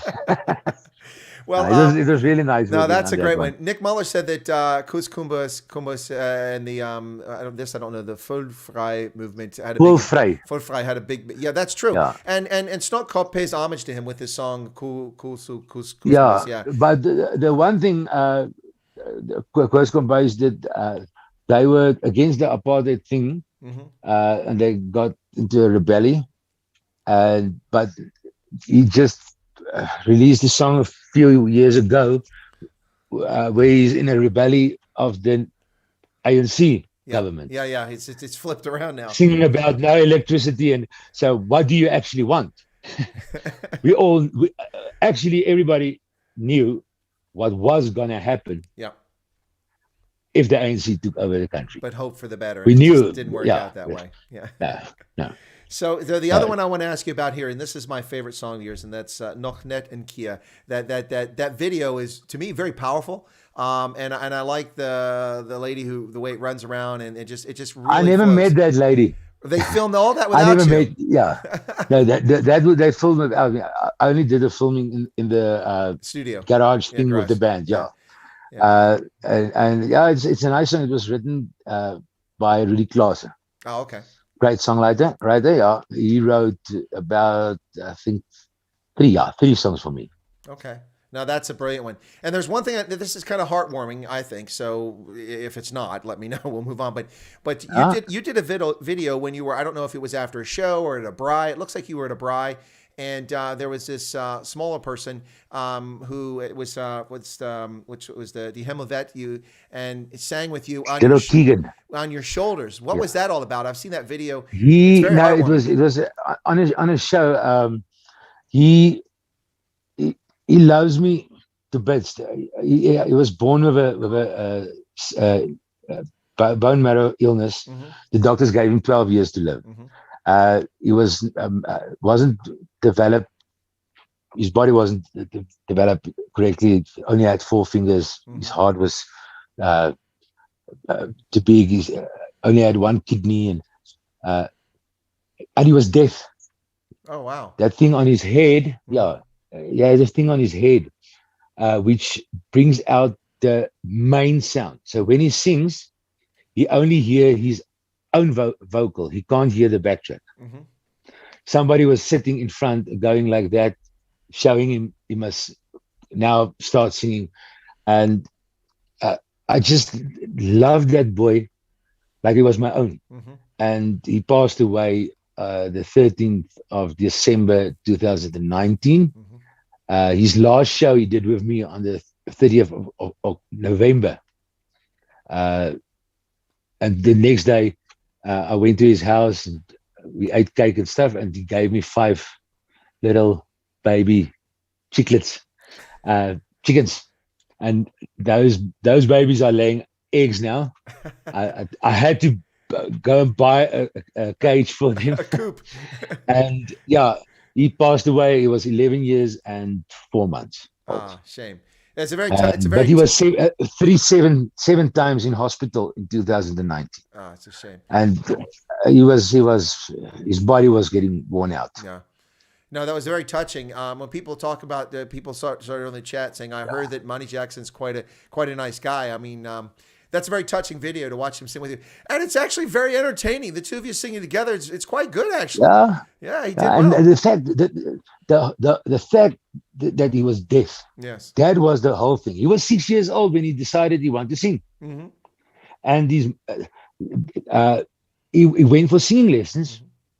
and his teacher went to every show showing him when to start singing, and he was just determined to make his dream come true. And then he wanted to do a duet with me. So I recorded a duet with him. He's on one of my CDs, and we did a music video as well. And we sent it to CakeNet, and they declined the video, said it was too sentimental. Yeah, that's the Afrikaner.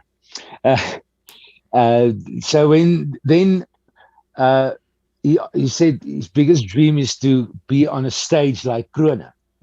So October 2019, 2 months before his death, we did a Bakgat show in the same auditorium.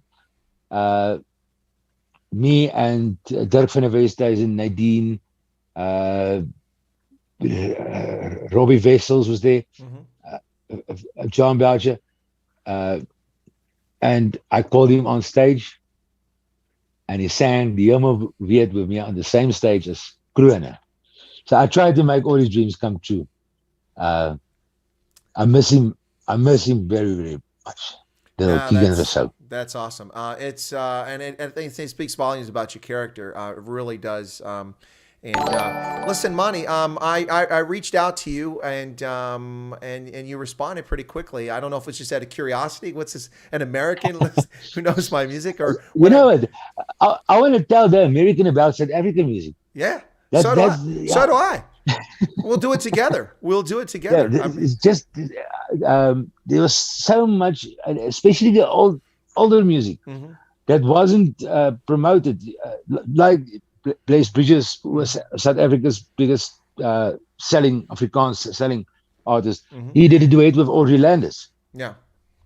And she came to South Africa and she heard one of his songs, I'm the Eagle, You're the Wind. And she phoned his manager and said, I want to record with that oak. And that thing was released. But at that time, he went through a third party in his marriage. So the public didn't like it. It was a no-go. So he took a little bit of a dip at the time that the duet of him and Audrey Landis were released. And that should have been stuff which had to go international. And that's why I send you a lot of that kind of music. No, it's awesome. It's absolutely awesome. It's amazing stuff. Is it? There was life before Snotkop in the music business. Yes, it was Kurt Darren. Kurt Darren. Kalfitsoki. I love Kurt's way of dancing. Hey, that's just something he did. Everybody talks about it. It's definitely his trademark. Definitely his trademark. That's the whole thing. Getting your own trademark. Your own distinct. For me, with you, it's the hair. It's the hair. It's the hair, man. If my hair isn't standing straight up now because it was very. It's raining, so it's very humid. Very humid. Yes. Feucht. So I was sweating a lot. Yeah. But if I go on stage, the people, and sometimes I forget, or there's no backstage that I can put in that straightener thing and get the hair like that. Then the people will ask me, "Where's your hairstyle today?" Well, it can't always be like that. But there's two things here. So number one, now I can't attest to this, but I've been told since you mentioned you'd had an ex-wife that when your current wife is present, you don't say ex-wife. You're supposed to say practice wife. That way it shows that you're So that was your practice wife. So when your current wife is around, that was your practice wife. Okay. So I had more than one of those. Yeah. Okay. Well, practice wives. Then we'll leave it at that, Manie. Okay. Yeah. I've married for the third time, and it's third time lucky. Third time's a charm. That's what they say. Third time's a charm. So there you go. There you go. But so I suspect that your current wife is going to have me moored or give me a PK because I've kept you for almost 2 hours. She's probably wondering where you're at. She just blew me a kiss. Oh, okay. So she's good. Okay. Well, I don't want to get in trouble there because then we won't get you back on the channel. Like, you are not going back on the Oaks channel. He kept you for 2 hours.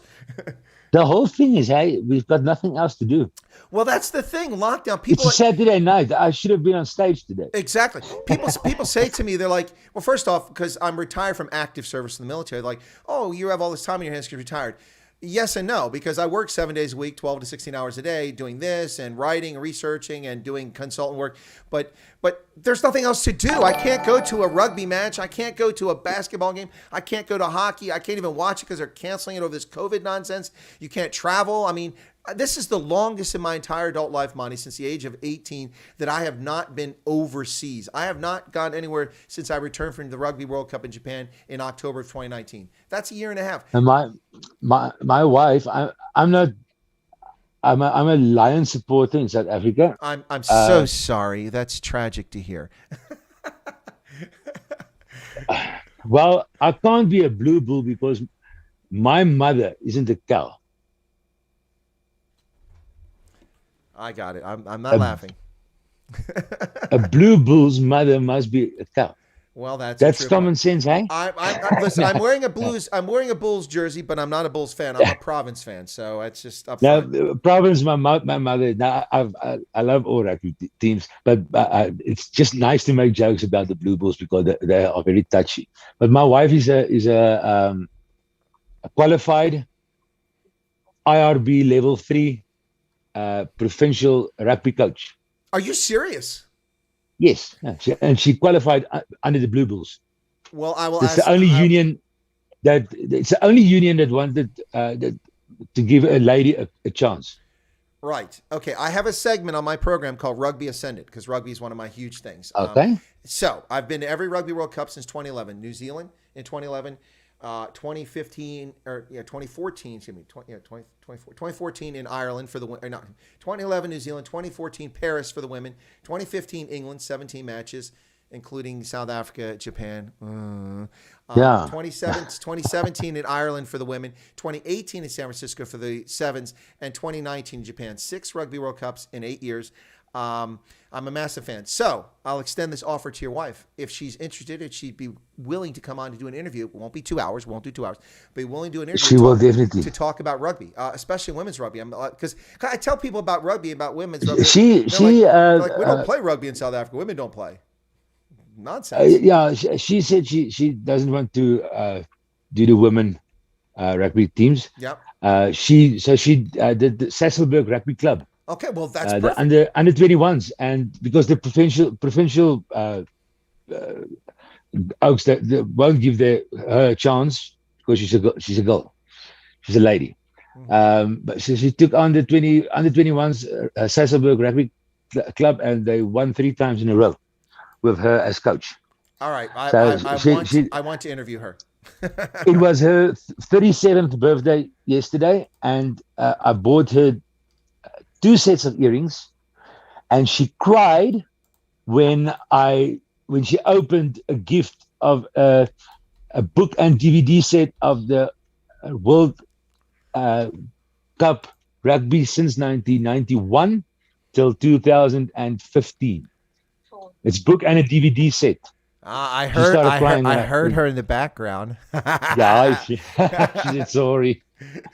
No. She will definitely do that. She loves rugby, and I'm not that into rugby, so she doesn't have somebody to talk to. All right, it is settled. We don't want Manie Jackson back on the channel. We want to talk to his wife. I will talk music to you, and she can talk rugby to you. Absolutely. And I don't argue with her. Well, no, don't do that. Don't do that. But I mean, look, it's honestly, Manie, you really, were you bounced on your head a lot as a child or something? A Lions supporter? Come on. No, I'm just kidding. I was born in Pretoria, but then I grew up in KwaZulu-Natal, Pietermaritzburg, and there my teacher was Mr. Johan Breed. Mm-hmm. And his cousin was the rugby. It was those days the Transvaal rugby captain for the Transvaal, the Lions, Jannie Breed. And so I liked the teacher, so I started supporting Transvaal. Okay. Which became the Lions. Of course. Yes. And with all the losses of the Lions, I'm still a liar. Well, I'm honest. My mother is a VP, a Stormer supporter, and my father was a Blue Bull, and my brother that passed away was also a Blue Bull, and the other brother is in Australia. He's a Lions supporter, and the other two brothers are Sharks. Oh, well, you got a wide mix there. Yeah, all the provinces. Well, but I've been a province VP and Stormers fan forever. I've always, I mean, I'll pull for other teams, but I was really disappointed in this weird Curry Cup that the province got beat by the Sharks at Newlands. This last game at Newlands, and they couldn't even pull it off. It was really disappointing, but the Bulls won it. Yeah, I like the VP. It's my second team. There you go. So another super chat, I get this really quickly. Renault Gans said, Manie has a brilliant heart for people. Thank you for having him on the show, Chris. Well, it's my pleasure, and my thanks for Manie for coming on, but we don't want to talk to Manie anymore. We got to talk to his wife now. So no. Yeah. And she's something to look at as well. Oh. So the men can tune in. The beautiful, she was a model. That's the whole thing. She's a mechanical engineer. Wow. Working in an overall. She was a model. Wow. And then she's a professional rugby coach. Wow. And then she's a lupus. She got lupus. Mm-hmm. She's a spokesperson for lupus. And then she also has trigeminal neuralgia, meaning the nerve to the brain was damaged. And she's now a pensioner. But she's incredible. That's why I'm so poor, because I'm married to a pensioner. I'm jobless, and my wife is a pensioner. You're jobless. Well, unfortunately, you're in good company being jobless in South Africa with the lockdown. My goodness. Oof. Jeez. She's a stunning lady. Everything she did with all of her heart. Chad being in an overall, being on runway, being behind a whistle on the rugby field, being behind a mic, talking about lupus and inspiring people. So Chad says she sounds like she knows how to use a screw properly. In other words, she knows how to get things done. That's well said. Beth Fraser said, I made my husband watch rugby once. He thought it was a big fight. I said, just give everybody a ball. Nothing to fight about. Just give everybody a ball. Now, here's a question. This is from the audience. I got to ask this one because I don't know what this is about. And so Chad Blingnote says, ask Manie if he's heard Chris Blingnote singing. Chris Blingnote. Yeah. He is the father of Afrikaans music. He was the first Afrikaner to record. He started singing in 1916. Wow. When he was 18 years old. In the First World War, he went to London and performed there in English, actually, under English name. I think, if I remember correctly, his name was Robert Welsh. Okay. Cool. And then in 1926, he started recording in Afrikaans. His son was a dentist in Vereniging where I live, and he Chris Blingnote did ons ry paard saam. He did Jan die Willie van die Bosveld, Jan. Yeah, he's a big legend. I met his granddaughter. Okay. And she told me a lot about her grandfather. Mm-hmm. She still lives in Vereniging as well. That's pretty cool. Shaq Dweller said that when he was a kid, he sang with Cora Marie, Anton Meiberg's mom, along with Ken Mullen. And like 29 years ago, before she died of cancer, said that Cora Marie was a nice lady. I'm not familiar with Cora Marie. Yes, and I've got Cora Marie was the first lady, and there's a lot of fights about it, but she was the first one to start actually singing Afrikaans country music. Okay. The music was Afrikaans, but the recording was totally country with fiddles and steel guitar and everything. And I've got 1, 2, 3, 4 of her golden discs in my house, and about 40 of her concert outfits. Her husband stayed with me just before he passed away for a while, and then he wanted to go to Cape Town to his other son, and so I bought the stuff from him so that he can go to Cape Town.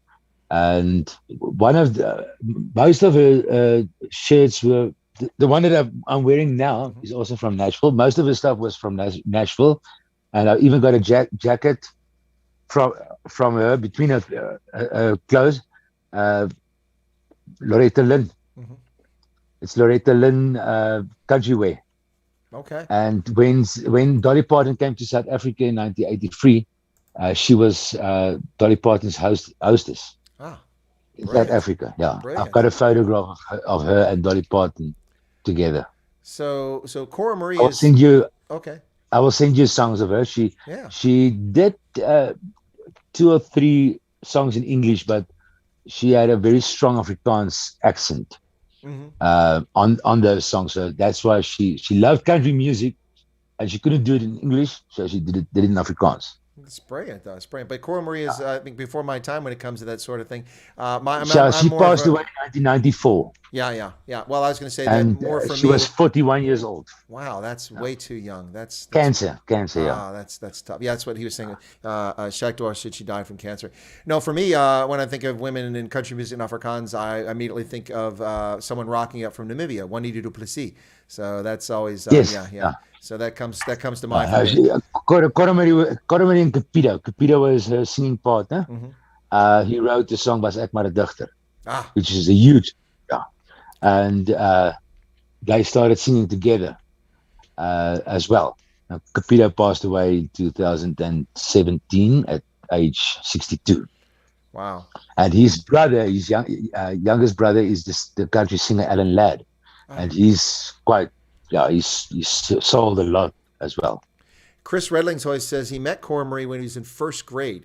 He has her autograph, and she told him that he had nice eyes. That was very sweet. That's very sweet. The whole thing, Cora Marie also had a gimmick. She used to have curly hair, and she said the shows are just too much to every time do her hair. So she permed her hair like a cushy. Like very, very curly, and she said she never had to comb her hair again. So that was her thing. Was that they called her Bossikop. That very, very close to African hair, the curls. Yeah, like the Bosman. Yeah. There you go. That was her thing. That the Bossikop. And then she had this huge song, Giare Roos. They named Rose after her. Okay. And Cora Marie Rose, there's a Blaise Bridges Rose, and there's a Manie Jackson Rose as well.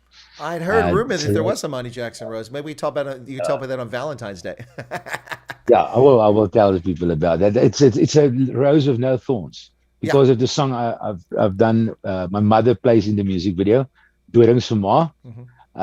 Ludwig Roses made a rose, named a rose after me with no thorns on it. It's brilliant. Well, listen, Manie, it's gosh, I hate to end, but I mean, because I don't want to end, but listen, this has been unbelievable thus far. Not only have we had an amazing conversation about your background in music, your recording history, your professional career, the fact that I'm going to be able to book you for a concert for only 1,000 Rand, that was important to discover. I wish you would say $1,000. Well, it's going to take a lot more super chats before I can fund that, but we'll work on that. Remember, this wasn't a for-profit channel, but anyway, so we'll work on that. But not only amazing conversation about that, but it's awesome for people to listen and learn more about you as a person, kind of the heartwarming things about who you are and what you care about. And all that's fantastic. But let's see, we've got, you're going to link me up with Liesl Peters. So that's going to happen. I'm going to stream your Valentine's Day concert, which is going to be awesome. And I'm going to get you back. And I'm going to put your link on my Facebook so that my fans can watch this as well. Well, you got 100,000. It'd be awesome to see a bunch of those 100,000 come this way. That'd be great for my channel. So all of that's fantastic. You're going to come back on the channel. Yes. Yes. Oh, definitely. Absolutely. Because we haven't even talked about the stuff behind you on your wall, which is amazing. And don't start because we'll be there for 45 minutes. But we haven't talked about that. We haven't talked about so many other things about your interest in music. I mean, you are one of the experts when it comes to music. Period. Not just since I was a little boy. I just the other boys wanted to play outside.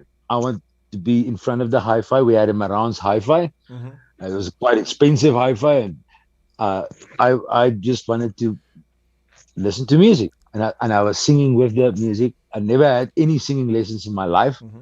so everything I know, I taught myself, or working with the legends for 20 years, they taught me, and I live for music. Yeah, no doubt. It I shows. never thought there's a day, there will be a day when music stopped, and 2020 was that day. I No, never thought no, it's the day that that day. it's the day the music died.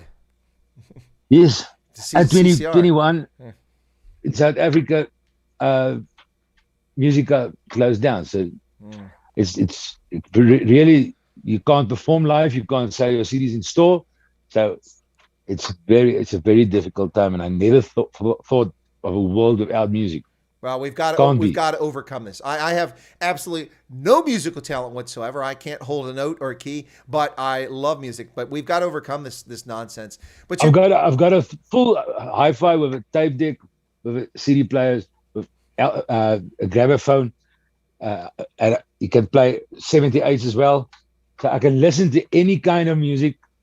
I even have I've got a LP of Jimmy Reeves that was, and ah Slim Whitman, that was ah recorded on 16 and a half speed. wow. And I've got a player that can play that as well.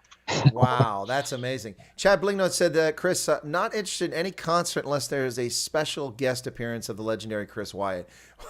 Well, I can introduce the artist and I can go up and interview them on stage. But if you expect me to sing, Chad, that's gonna scare away even Rhodesian Ridgebacks run when I sing. So that's pretty sad.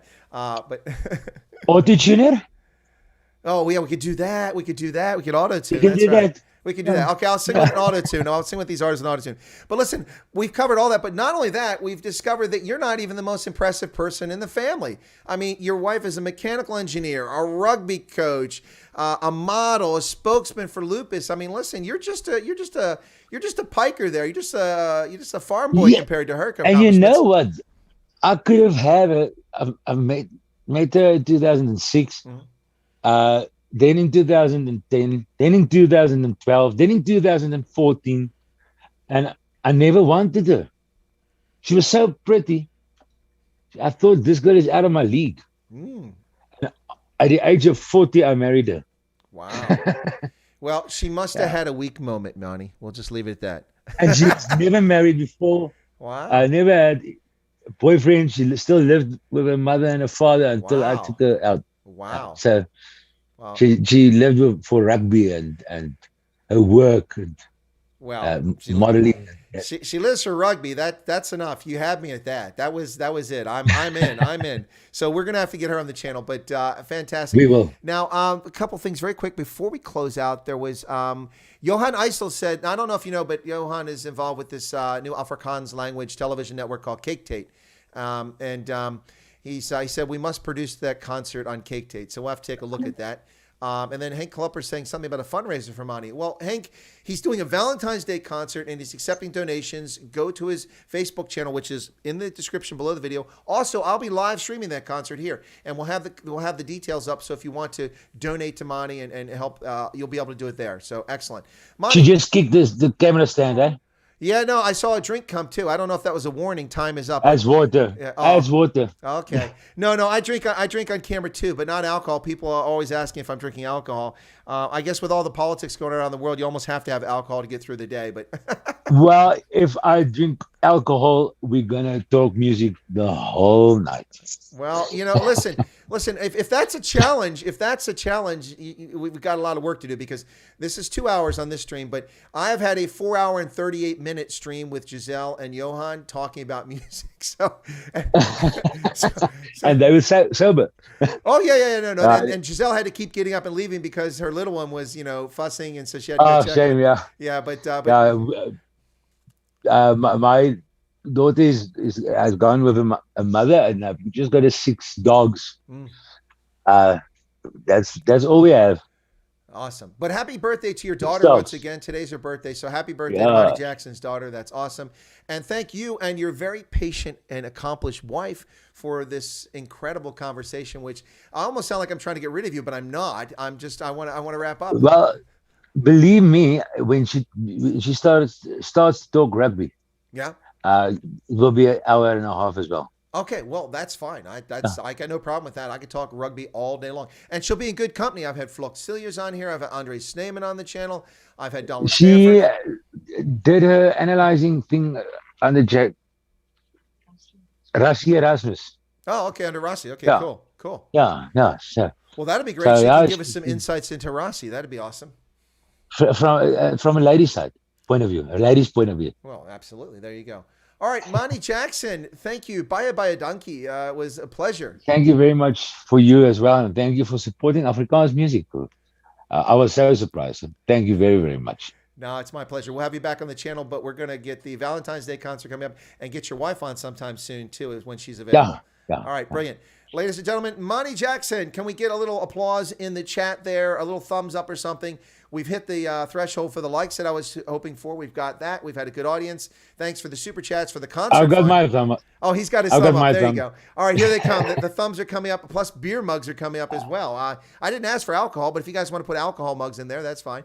It's a beer mug, so full of water. So No, but in the chat, people are putting up. They're putting up beer mugs. Okay, all right, that's it. I'm going to put you in the waiting room and ask you to leave. I don't think you're familiar with the software, so I'm going to put you in the waiting room on my own. Any last comments or thoughts before you go, Manie, that you'd like to share with the audience? I just want to thank everyone who supports music worldwide, and especially guys from other countries like you supporting Afrikaans music, because the Afrikaans music industry is such a small industry.